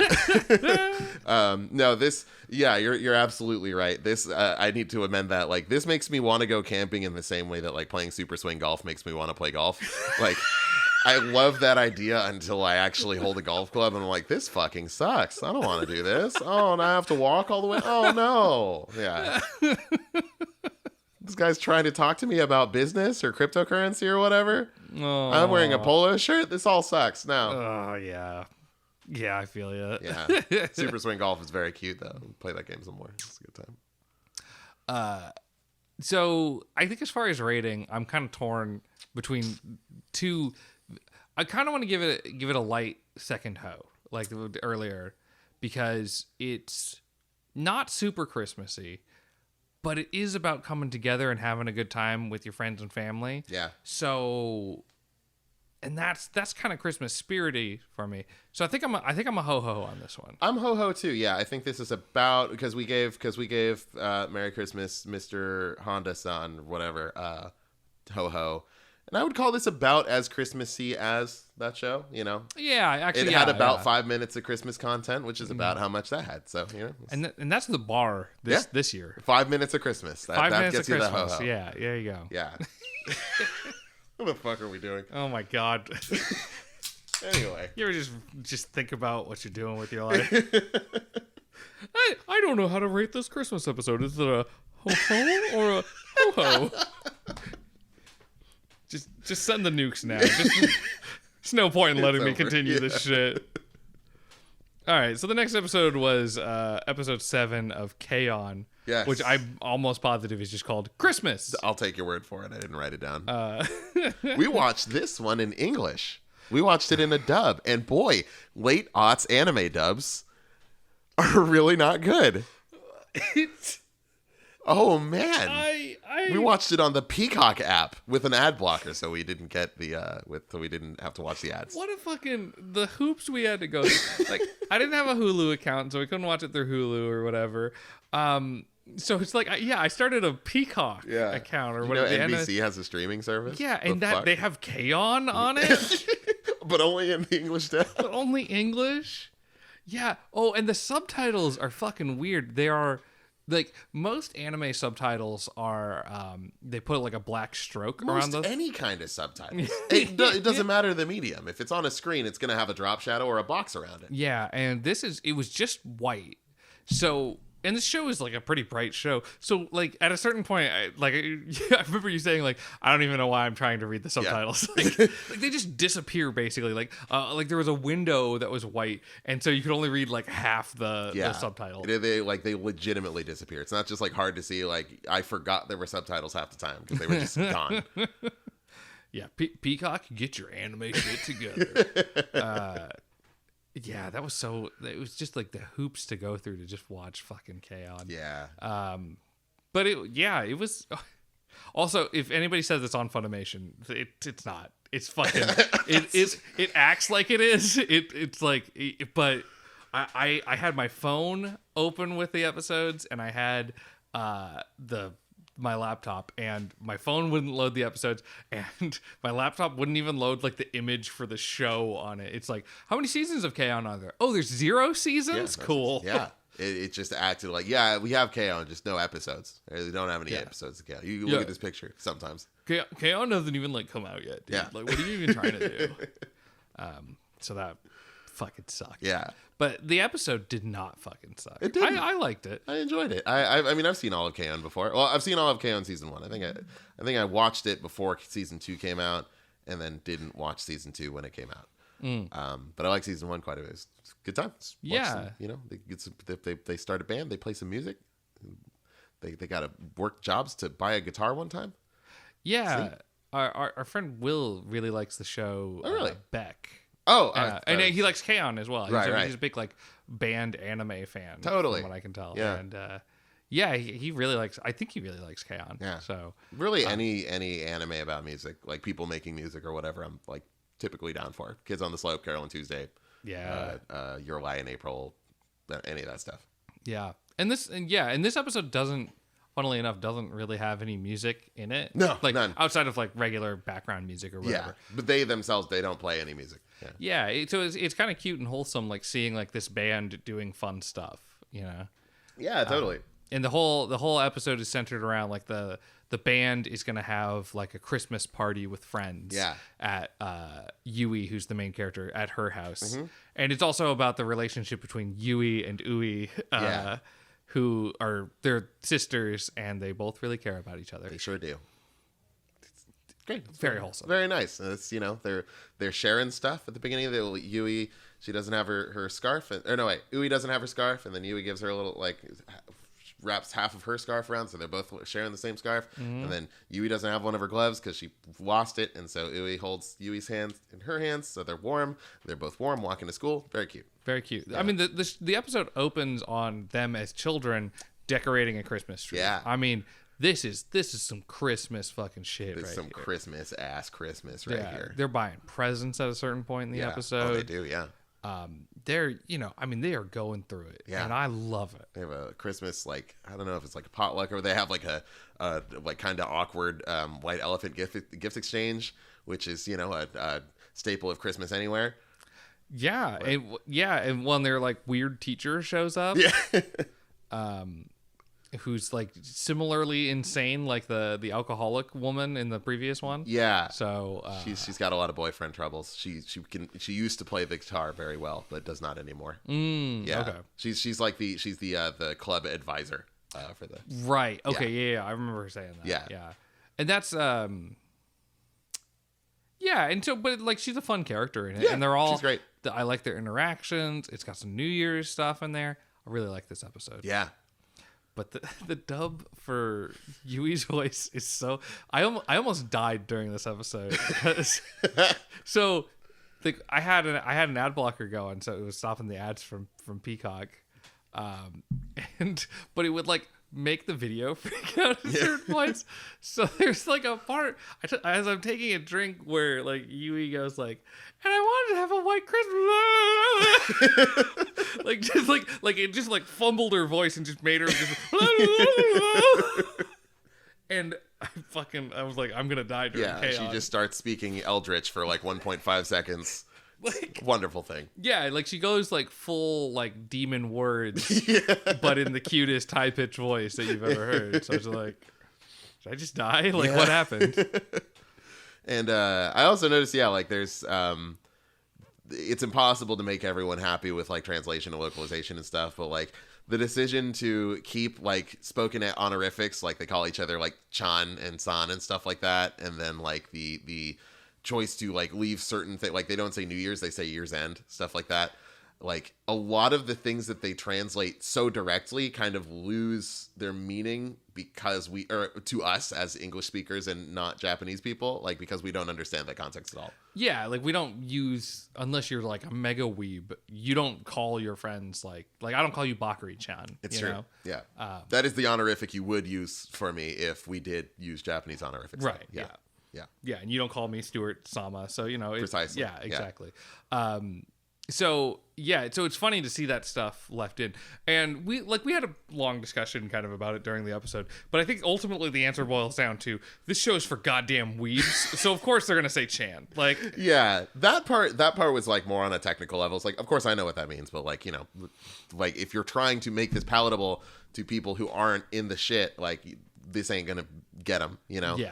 What weirded me out was like, more just like a lot of the direct translations of things that they're saying. Like, when Mio remarks on how like reliable Ui is, like that's not something that you would hear in an English speaking show, and it's like, that's more or less what they said directly. But like, if you want to get like an American English speaker on board with this, like you have to kind of change that into an observation that you would hear in an American English speaking TV show. Yeah. Like you want the person to speak in a way that an English speaker would probably speak. Yeah. And I don't think they go like too far into the weeds, but it is like probably one of the most like direct dubs that I think I've heard. Yeah. I think they stayed a little too. And like, I'm gonna keep watching my shit in Japanese anyway. It's just like that's how I've always done it, right? Yeah. But like, it was a strange experience, to say the least. Yeah, and it's a funny thing where, because I can appreciate them leaving in the honorifics as a fucking weeb who knows like most of the big ones. Yeah. So, like it does, like if you're trying to establish like that they have a certain relationship or something like that, leaving that in the English helps establish that, like honorifics have their point. However, like people would be like, why are they all have the last name Chan? Like, why are they all Samas? Because that's like, what you would assume. Yeah. It was like, oh, so her name is Yui Chan. Okay. And that's Mugi Chan. Okay. And her name's Mio. Are they all sisters? Mio Chan? Oh, well, how does this work? You know? Or you get into a weirder situation where it's like, oh, Yui friend. Oh, Makoto friend. Yeah. Oh, you know, Bakari upperclassmen, how are you doing? That's I me. hope you're doing okay, Bakari upperclassmen. You know, Yeah. like, why are these children all speaking like psychopaths? Like, what is this? So I don't know. Translation, especially from stuff that like is so different from English in a lot of ways. Like, it's just, yeah, it's just, you just are stuck in a rough spot sometimes. But I don't know. I think it's interesting. And this show's for goddamn weebs. Yeah, it is. So, of course, leave in Chan. Fuck it. Yeah. They're probably saying it to their friends anyways. Yeah. I'll say too, like, one, when I was 16 or 17, I met a girl at an arcade, and she was like a hyper weeb, and we started hanging out like regularly, and she started calling me Bakari-kun. I would have married that girl, but when I was 17, of course. Yeah. So yes, that does in fact happen. Oh, I believe it. Yeah. I've been to anime conventions. Yeah. I've listened to teenagers. Yeah, exactly. I had another thing I was going to say. Oh, also, like, it was also kind of strange to come back to this show, like, now, well, when Kyoto Animation, the studio that made this is, like, you know, a titan of the industry. Like, they make some of the, like, the best-looking stuff, you know, kind of on the market today. It's weird to go back to an age when they kind of weren't that. And, like, it's not bad by any means, but it's like, yeah, it's anime, you know. It looks fine. Yeah. Yeah. Yeah, It's very strange to see. Yeah, that is kind of a funny thing because it has a lot of like especially in the beginning part where it's like a flashback with kids. Yeah. Like where the two characters are kids. Like their arms don't look super realistic. Yeah. Like they're kind of drawn in a way that's like, you know what it is and it works for the animation, you know, so you're fine with it. But it's like your feet are practically just like nubs. Yeah. Like you almost don't have feet on some of the shots. And I think it's fine. Yeah. But it is kind of interesting with how realistic a lot of like the higher budget or like, you know, more like intensive anime stuff can look these days. Yeah, and the motion was like pretty choppy a lot of the time, I noticed as well. Like not pretty choppy, like it was fine. Part of it was because of the way we had to stream it from Peacock. That's that true. The frame rate sometimes would dip a little bit in places. Like I was like looking at my laptop and then looking at the stream, and it was like a little off. But then the audio for the stream was synced up with what was coming out of the stream. Yeah. And the laptop was a little bit ahead of it, so I couldn't just watch the laptop. Yeah. No, you're totally right. I didn't mean to say pretty choppy, more like comparative to their current stuff. Like if you watch Violet Evergarden or Hyoka or fucking what's that shit called? Dragon Maid, Miss Kobayashi's Dragon Maid. Like, okay. It's buttery smooth animation, That's you know, like yeah. super like fluid and everything. So to see something that's like, yeah, this is like a standard, you know, about standard for the time. It was an interesting thing to see. Yeah. Okay. That totally makes sense. Yeah. Yeah. Like compared to the stuff they made 10 years later, of course it's going to look different, right? But yeah. Yeah. Wild. Yeah. Yeah. Right. Fucking nuts. So for this episode, how many ho-ho-hos would you give? This is a Christmas episode. Oh yeah. This is some good ass Christmas. I think I got to give it a full ho ho ho. That's yeah. I'm with you 100%. Ho ho ho all the way. Yeah. Yeah, it's very Christmassy. Yeah. So I gotta be real. Last Christmas I was in such a good Christmassy mood after we recorded. Yeah. It really brought me, like, I didn't spend last Christmas with my family Yeah. because of COVID and everything. Totally. So that watching those episodes really brought me like into the Christmas spirit. And I wanted that from these episodes that we watched. And this was like, okay, now I'm finally getting it. Yeah, it was a shame that it was like the last, like really this one was the peak of the Christmas for me. Like, yeah, Laid Back Camp was kind of getting it, but like only at the very end, and then like this one really like brought it home. Yeah, absolutely. Yeah, so that was about as Christmas as it gets. Yeah, and I really, I really kind of needed that. I kind of wanted that because last time I think the second episode we watched was like the Digimon Christmas, and God, I loved that. That was some Christmas ass Christmas right there. That was some absolutely Christmas ass Christmas. Yeah. They had to fight Calendarmon, who deleted December 25th. It was called Calendarmon, wasn't it? Yeah, I think so. Yeah. Yeah, and they had to get him because otherwise you can't make a wish under the Christmas tree if there's no December 25th. Yeah. It's like, they're like, well, fuck, December 25th doesn't exist. We just got to go back to work. Yeah. There's no, does that, no, what, now I wonder, does that also erase Christmas Eve? Do you get to open the one present like people do? You get to open one present, but do you leave the cookies and milk out and then Santa doesn't show up because December 25th doesn't exist anymore? So you just eat them on December 26th? Once midnight rolls around, cookies are all yours. Fair game, yeah. Yeah, because it's December 26th. Yeah, exactly. Now, yeah, that's kind of brutal because like you get to open one present and it matters even more. Yeah. Because the rest of them you just got to throw them away. I mean, I think they just sit under the tree until Christmas. Oh, the next Christmas. Until Christmas, whenever that is. Whenever, yeah. What if there's no more December 25th? And then they just stay under the tree, rots, and the presents do whatever happens when you leave presents somewhere forever.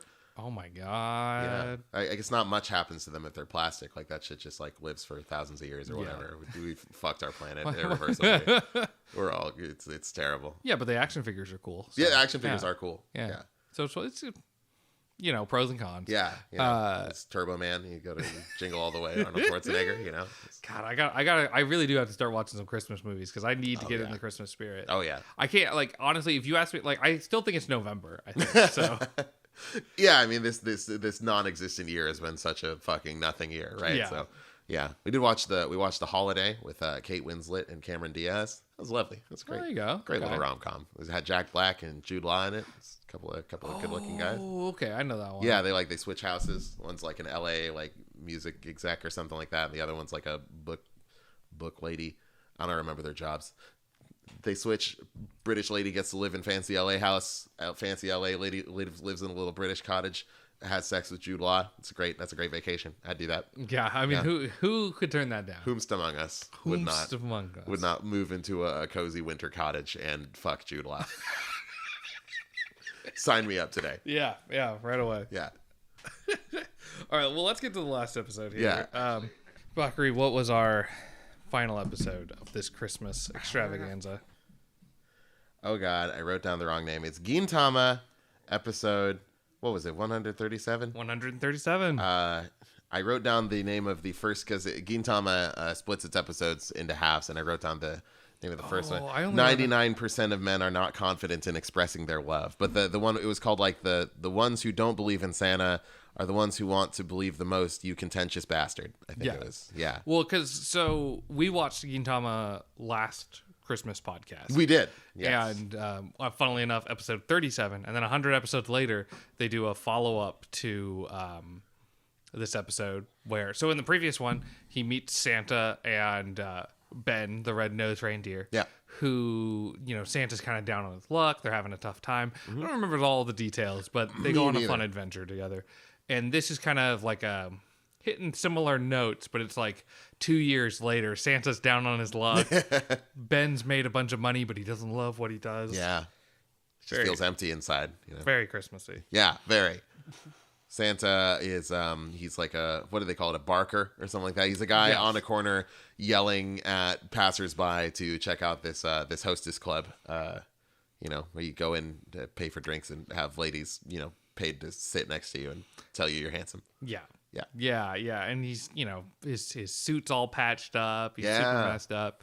And he's like, Santas are down on our luck. Like, we don't have the same medical benefits. We don't have all these other, like, it's so hard to live just as a Santa. They made it illegal to like trespass on places. Yeah. Martinez at Santa HQ said there's nothing can be done or whatever. Sounds like they need to unionize, honestly. Yeah. Santas need a union. Yeah. I mean, don't we all? But, yeah. Truly. So that's a good episode, but the first half is unrelated to Christmas. Yeah. It's kind of what I really liked about like the last episode we did was it was like Christmas and then like it was like a New Year's episode where they did that manga fight. This other episode doesn't have anything to do with Christmas, New Year's, holidays, anything like that. It's just like a girl likes Gin. I think that's his name. Gin's the main character. Girl likes Gin and is trying to get his attention. A guy likes a different girl and is trying to get her attention, but they just won't come out and say what they like or whatever. So they work together and go through this weird roundabout thing. It's a pretty funny episode. Yeah, totally. Yeah, I liked it. I mean, like maybe it's because I don't do any fucking research for this anime podcast or really anything in my life. So, like, you know, you're going to have to just take my word for it or, you know, do your own research. I've been told that Christmas in Japan and many other non-Christian countries is more of a romantic type thing. Like, you know, it's you get a present for your guy or your lady or your, you know, whoever, and you I don't know, buy KFC. That's a thing in Japan. They buy KFC on Christmas Eve. Yeah, that's the only thing I know about Christmas. Yeah. I know two things. Christmas in Japan, you buy KFC for your family to the point that you have to like reserve a bucket ahead of time. Yep. Otherwise, you might not get it for your family. Yeah. So wildly successful ad campaign they ran in I think the late 80s or something. Or where 90s. I don't know. Where it was like Americans all eat KFC. Yeah, they were trying to make it a trendy thing. Oh, in America, they always get a bucket of KFC on Christmas Eve. That's tradition, baby. That's Christmas. And they were like, sure. And then they went for it. And then fiction informs reality. I told my parents about that, and they thought it was so funny that now we get a bucket of Christmas Eve every Christmas. We get a fuck me. Got a bucket of Christmas Eve. We get a bucket of Christmas Eve. That's what I call fried chicken. We're gonna get a bucket of Christmas Eve. Except my family likes Popeyes more than they like KFC, so we get Popeyes instead. Didn't work out for you this time, KFC. Not this. Better luck next time, Sanders. I have to wake up pretty early to pull the wool over my eyes. Yeah, I know that. And then apparently also like December 26th, all Christmas stuff is gone. Sure. Like there's no trace. Just all of Christmas has disappeared. Yeah, they get Grinched. They got Grinch. Yeah. He's a little late, but he's there. Yeah. Yeah. So, first half pretty good. Second half, a wonderful follow up to maybe my favorite Christmas thing from last time. Yeah, I'm inclined to agree. That was like I didn't expect a follow up, or like honestly, when the episode started, I was like, oh yeah, there was a Santa. Who's this? Okay, like, but yeah, I remember they get caught breaking into somewhere. They get like killed or something. Like there's like blood. There's a lot of blood. There's also, I believe there's like a joke about how Santa's in trouble because he thought kendamas were going to be huge this year and kids don't want them. That's right, yeah. Which, I mean, who would have known? Like, I thought kendamas were going to be huge a few years ago. They seem pretty big, yeah. Yeah, so there were these YouTube videos of people doing sick fucking kendama tricks, you know? Yeah. I thought everyone was going to need a kendama. Like the fushigi ball, you know, that they have the glass ball that was, you know. Well, what he didn't fail to predict was that fidget spinners were going to come out like right after that was starting to take off, fidget spinners just took over. Yeah, they crushed that market. You couldn't beat a fidget spinner. Like you got the ones that light up, they got the different colors, you know. Like it's to the point that I think everybody listening to this podcast knows what a fidget spinner is. I think probably I'm going to go ahead and say it. Half the people listening to this podcast, what they're thinking a kendama is, they're incorrect. Stew thinks you're fucking dumb. You're thinking Stew of the wrong thinks toy. You never watched March and Awakens Romance, Mare on Toonami, and you don't know what a kendama is, or that you never paid much attention to Genus in Tales of Symphonia. Yeah, I think you're thinking of just maybe a plain old ball in a cup. Maybe you're thinking of something else, but you are thinking of the wrong thing, sir. I believe in you, listener. I know you know what a kendama is. You didn't just Google it. You knew it. You knew it. Yeah. You didn't need to Google that. Yeah. If you knew what a kendama was, go ahead and drop a comment. Yeah. And say I knew what a kendama was before I Googled it. Yeah. Prove me wrong. Yeah, prove me wrong. Yeah. And help us get through this algorithm. Yeah. You know? If you knew what a kendama was before this episode, go ahead and drop a like, drop a comment. Smash that subscribe button. Yeah. Hit us Patreon or PayPal. Just send us like $80. Yeah. You know? Hit us up. We'll send you our address. You can just mail a check. That's fine. Yeah. And if you do that, we'll know that you knew what a kendama was. Yeah. And if you didn't, well, then you owe us. So, yeah. I mean, I think it's safe to say that if you don't do any of those things, you were incorrect and wrong. And, you know, your silence is deafening. Can't prove it. Yeah. You know? Yeah. Okay. My wallet is too light for me to believe you. Gotta put your money where your kendama is, you know? Yep. Yeah. That's the phrase. Yeah, that's the phrase. I can't think of any lingo relevant to a kendama. Like, what do you do? The spike, the cup, the string. Don't give him too many hints. Ah, shit. Oh, fuck. Come on. Oh, man.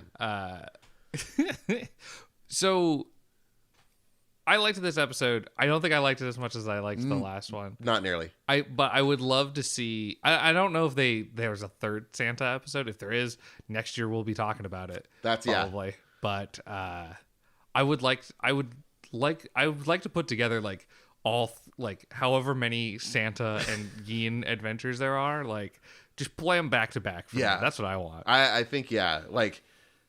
I don't know. I'm not a successful anime showrunner or even an unsuccessful anime showrunner. I've never attempted. I'm sure I'd be great at it if I tried. But if I were an anime showrunner for the Shonen Jump serial Gintama, then this would be the reminder after the setup so that we could have the payoff, right? Yeah.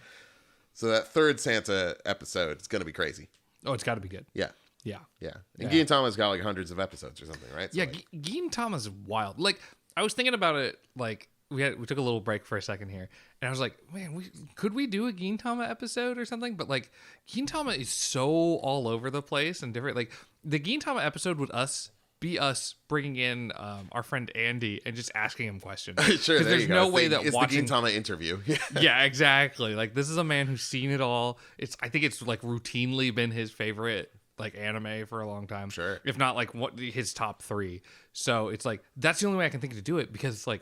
The show has like fighting arcs. It has these silly stories. It has like, it's so all over the place that 6 episodes would not cover. Not at all. Not cover it at all. There was, I read a couple chapters of it. I used to get like, secondhand Shonen Jump, like the actual, like the big comic, like the big magazines with all the different comic chapters in it. And like, I'd read a Gintama chapter and be like, I didn't really get it. And then I saw a clip of it, like a 5-minute clip of an episode, and I was losing my mind. It was like the funniest thing I'd ever fucking seen. It was the part where the guy with the glasses has to eat like some weird bug thing, and they end up falling in love with each other. It's fucking great. And so I was like, oh, okay, this show rules. I got to watch this. And then started the first episode, and I think I got to like episode 3, and I was so bored. I could not pierce that at all. So. Yeah, there's something going on with it. Well, and it's silly, but it's not like Cromartie High School or something like that. Where I've seen that. I've heard of it. I mean, that's just like a straight up like silly anime show. Oh, like, okay. Whereas like, I feel like Gintama feels like it is, but like they have like some serious moments and stuff like that. So I don't know what's real with this show. Is that like comparable to like Nichijou, like Cromartie High School? So more silly, more shonen than shoujo. Oh, okay. Like one of the main characters is like a gorilla, and they like try to go fight stuff. I think all the main characters are like delinquents with like more ridiculous hair than the last. Dope. So okay, I haven't seen it in years, but gotcha. I remember thinking it was very funny. Yeah, sounds cool. Yeah. But yeah, okay. So we got Gintama, Christmas episode. Mm-hmm. What do you rate it? I mean, that's it. That's about Santa Claus. There's a reindeer in it. Mm-hmm. They slay. They do the whole shit. Ho ho ho, for sure. Yeah, I'm with you. When Santa's down on his luck and Ben the red-nosed reindeer is he's wealthy, but the money doesn't make him happy. That's great Christmas. And absolutely. It's got all the hits from the previous episode, but there's enough twists on them that it's like, okay, this is new, this is fun. But yeah, I agree. I think the episode's a ho ho ho for me. If you put a gun to my head and make me pick one, I liked the K-On! Christmas more. I was gonna say it was more Christmas. The K-On! Was more Christmas than the Gintama episode. I think this year kind of taught me, in terms of Christmas enjoyment in anime, it's not purely quantity, but I do need more Christmas. Yeah. Like Cardcaptor Sakura releasing a non-Christmas episode that we were forced against our will to put into this episode. It's pretty fucked up calling that episode Sakura's Wonderful Christmas or whatever they called it. Super fucked up how they fucked up and I didn't. Yeah. And so and it's totally their fault, not mine. Yeah. So no Christmas in that one. But shame. They'll get them next year. They'll get it. Yeah, next year maybe they'll finally put on episode 35 instead of episode 34. Yeah, come on, Clamp. As though they would be the ones responsible. Fuck it. I'll blame somebody. Whatever. Yeah. If we're gonna do a Christmas grab bag again next year, if we decide no, we're not gonna watch Disappearance of Haruhi Suzumiya, We spent about it. Like, I feel like the amount of time difference would have been into like 10, 15 minutes ballpark at that point. Yeah. I mean, I think I did the math and it was like 130 minutes versus 162. So if we watched another episode, we probably would have been at similar time. Yeah.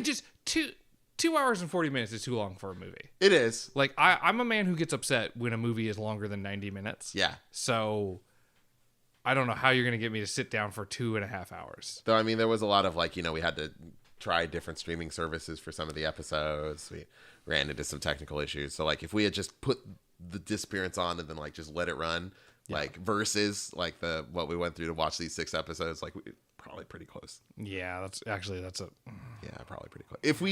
If we did watch the actual Christmas episode of Sakura, Cardcaptor Sakura, then that would have put us over for sure. Yeah, there's a real safe bet on that. And because we didn't do that, we have a delta of like 12 minutes, I think. That's about as much. We did it. We won. Yep. Take that. Christmas is saved. Christmas is saved. Miracle. We did it. Yeah. If you're having a good Christmas right now, it's because of us. You're welcome. Even though this episode is probably going to come out after Christmas. You're welcome. If you had a good Christmas and you were like, that was really good. You're welcome. You're welcome. Yeah. You're welcome. If you have a good New Year's in the future, you're welcome. Hey, no problem. It's what we do. Yeah. We do it for the fans. We do this for you. Yeah. We hate this. We're pretty much the Santa of New Year's. Yeah. We're the Santa. Yeah. This podcast is basically like Christmas and Jesus all rolled up in one. I think Christmas and Jesus are they're not the same thing, but it's like pretty. But we've rolled them together. Oh, we rolled them together. We're that good. It's like saying Stew and Stew's birthday all in one. All together, all in one. All thing. in one. We did it. You get them both. Woo! 2 for 1. That's a BOGO, baby. That's. It always feels like I feel like now that we're at the end of the episode, we're supposed to give a rating, but we gave ratings for every individual episode. Well, I would say if we needed to rate more things, I would say last Christmas I needed the anime more, but this year I don't think I needed the anime as much to kind of lift my spirits. That's like good. I wanted it to, but I'm realizing in a few days I'm going to go see my family and I'm going to hang out with them for a bunch of days. Yeah. That'll be good. I think that's what's going to give me that Christmas spirit. Definitely, yeah. And I'll watch Die Hard eventually, and that'll really do it. You know what? I've never seen Die Hard. And I know everybody does the quirky Die Hard, the best Christmas movie, but I'm not convinced. It's one of those things where it's like, listen, if somebody wants to say that Die Hard's not a Christmas movie, like it just happens to be a movie that takes place on Christmas, sure, go buck wild.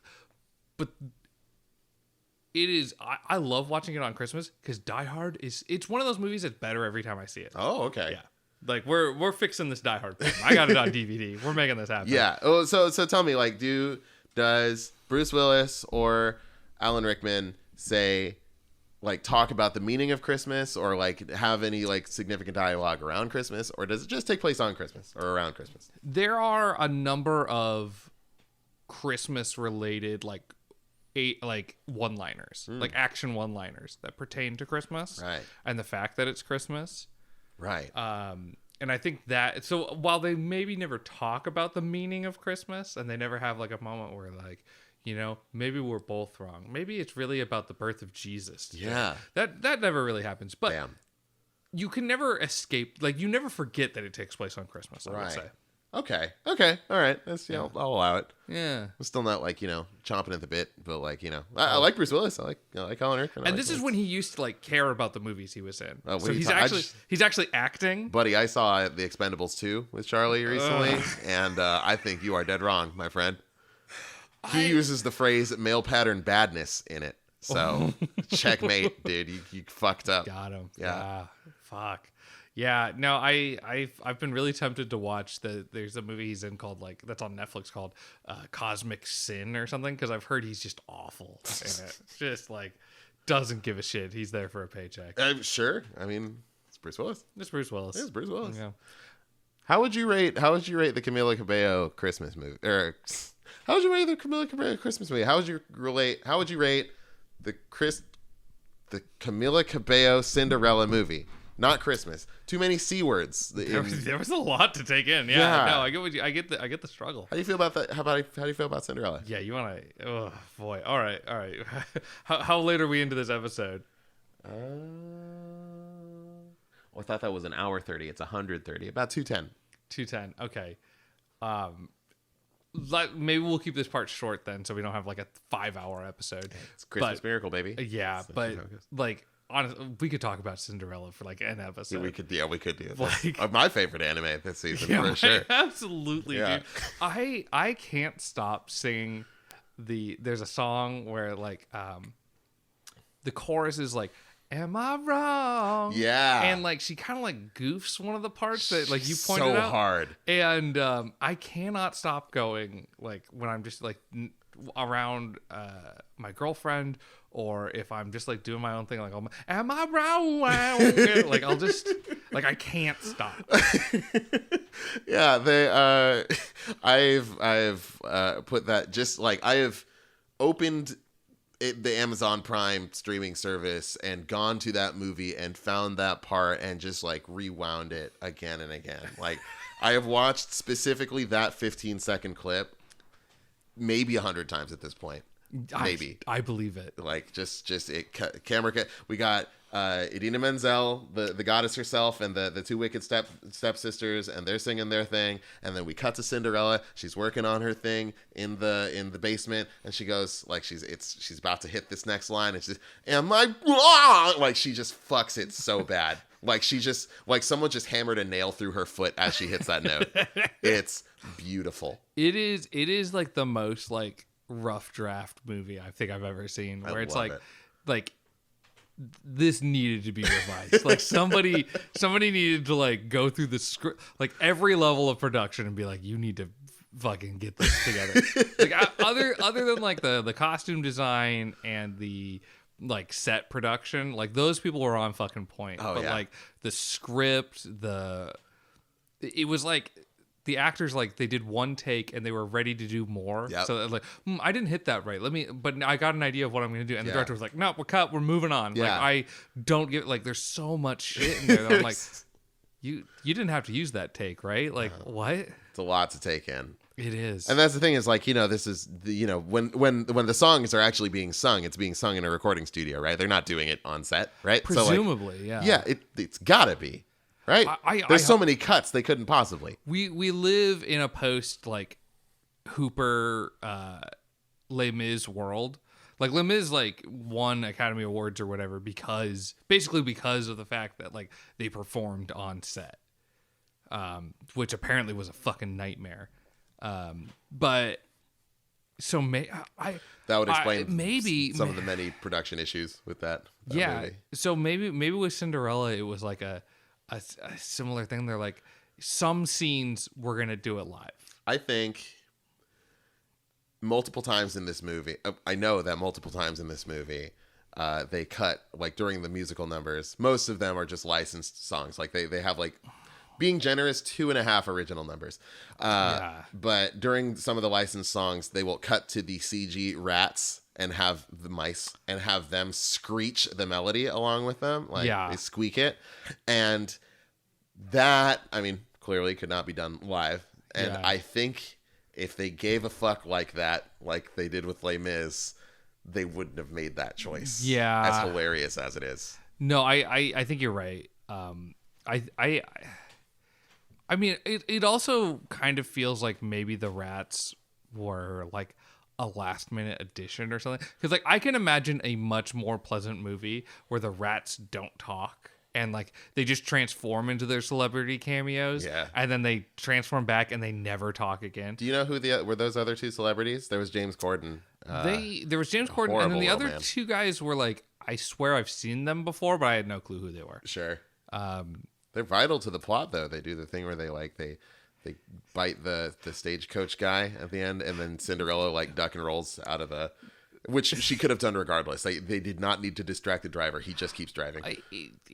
This is the rough draft movie. This is the shit that you turn into your teacher, where you were supposed to do a rough draft and then fix it later, and you didn't fix it. Yeah. This is this movie. Yeah. It is just so many like. Just like almost good ideas, and it kills me because like the first half, I was being nitpicky. I was being a bit of a movie snob when I was watching it, but I also kind of recognize like maybe it's not for me. Yeah. Like going back to anime. I watched The Melancholy of Haruhi Suzumiya. Yeah. I watched the first 6 episodes, which apparently were not in release order. They were in chronological order. They weren't in release order. Yeah, so it's that's upsetting when people change that. They did the same thing with the DVD release. Yeah, so whatever's going on there. So like I watched it and I was like, I don't think this is bad, but I don't think this is for me, right? And kind of similar with Cinderella. Like maybe this just isn't for me. Like there's some issues here or there that I can pick at. But god damn, when the movie starts to fall apart around when like the fairy godmother guy shows up. Oh man. And like there's all sorts of issues happening there. And then it just like it's like watching a person like make fun of you and then run into a fence like really hard when they do the fucking Seven Nations Army What a Man combo. So that good. That like I felt like a part of my soul get like chipped away by this movie. So good. I love that part. It's like if my soul was like a piece of glass, like somebody just like stuck an axe in it. Like I'm not broken, but I'm hurt. Yeah. I'm a little shattered by that one. I like the part where the prince has his little Final Fantasy 15 royal guard with him, like the whole movie, like his 3 boys. The most unnecessary characters. Oh yeah. Credits to Felicia made that joke first. I'm stealing it. Yeah, it's just recycling everything for content. But at one point when they're doing the glass slipper hunt, and the prince is feeling like he might give up, one of his buddies, the one with the springy hair, says something along the lines of like, true love is something so amazing and you found it, and gosh, I wish I had it too. You know what?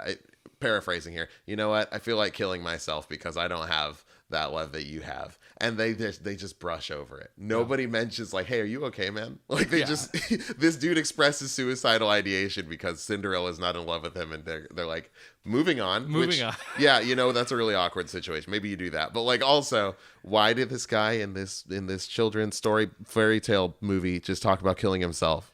Why? It feels like with many things in that movie where it's a lot of ill-conceived jokes, right? Or like, wouldn't it be funny to bring up something really heavy and have them just brush past it? But they don't do it's not like a joke. It's not like a awkward silence. Moving on, But I'd be willing to say that that's why they left it in or something. I don't know. Or there was another part that was supposed to be in the movie, or the person was like, yeah, this script's only a rough draft. Let me revise it after you give me some notes, and then that person was never contacted again.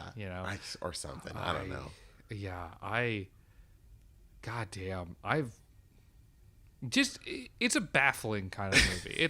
It's like that part in Batman versus Superman, like, why did you say that name? Like Martha, but like for an entire movie. Yeah. That was watching it with you guys was my 3rd time watching it. I don't think it's going to be my last. Maybe not even my last this year. I still got 10 days. Yeah. Honestly, like I'm not above watching it again. Like it is so fascinatingly awful. Yeah. Kind of love it. People got so mad about that movie. My heart soars every time. Yeah. Honestly, like I talked about how my soul hurts from that melody combo there. I want it to be on YouTube when we're done here so I can listen to how bad it is. It is. Oh boy. Yeah. What a time. Well, that's the impromptu end of the episode movie review. Yeah. Okay. So Cinderella. Keep watching. Total 100%. garbage. Keep watching, man. God, okay. Yeah. 3 times was not enough. I need some more of that. 100%. Yeah. I hate that my technical rating is keep watching because I'm going to watch it again. That's right. Like if any of our friends say, hey, I want to see that Cinderella movie. All right, we're making it happen, I guess. It's got kind of a Book of Henry control over me. You see the Book of Henry and you can't shut the fuck up about Book of Henry because how the fuck does that exist in the real world? That's kind of me with Cinderella. Not nearly as deranged as Book of Henry, but I can't stop thinking about that goddamn movie. Yeah. No, I get that. I mean, I'm in the same boat with the live action Cowboy Bebop. I am completely and utterly fascinated by that and the choices they make and everything. Yeah.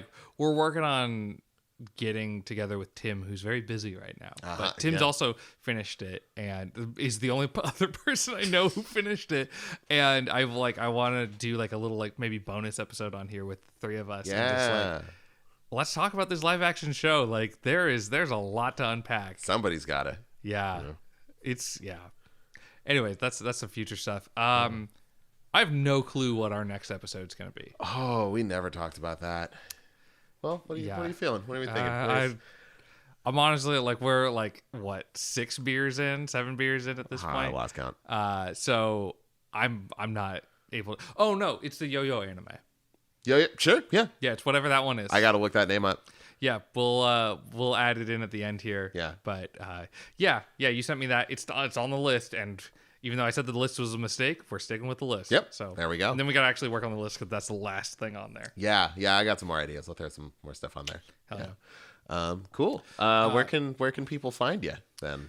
So Twitter's gonna have the Hentai Pizza Lord. I swear after this I'm gonna post our updated, what we're actually watching, and like I'm not just necessarily like I'm not just trying to get like Twitter followers or something. Like we do change what our next episode's going to be on. So we may not have ever gotten it right so far. So yeah, honestly. So it's a good place to keep up or ask questions or whatever. Yeah. So I'm there. And then I'm Stuart_Parkhurst on Instagram. I post every once in a while like design stuff and whatnot. Yeah. So where can people find you? You can find me on twitter.com/8mammoth. Well, you're just at 8mammoth. Not no slash, right? Well, I think if you go to Twitter, twitter.com/. If you're in a browser, twitter.com/8mammoth will take you there. But whoops, if you're on the app, bumped my pop filter there. If you're on the app, then yes, at number 8 mammoth, like the prehistoric megafauna. And then soundcloud.com/octomammoth, or you can go on the SoundCloud mobile app and then type in Octomammoth. Octomammoth. Yeah. I haven't updated my SoundCloud in a minute. I'm working on stuff. It's just hasn't been posted. So but you do all the music for the show. I do all the music for the show. Yeah. Yeah. Good shit. Yeah. No, thank you. Appreciate that. Yeah. Maybe even the outro is starting to sneak in on us at this point. I think so. I hope so. Yeah. Free us. Oh my God, no! The outro's here. We can't talk about Cinderella anymore. No. There's always next episode. We Yeah. will. This is not the last you've heard of Cinderella. You're gonna have somebody like tune into the yo-yo anime, and it's just gonna be like they're still on it about Just Cinderella. another 3 hours of Cinderella. They're not even doing the hangout part. Like they're just talking about Cinderella.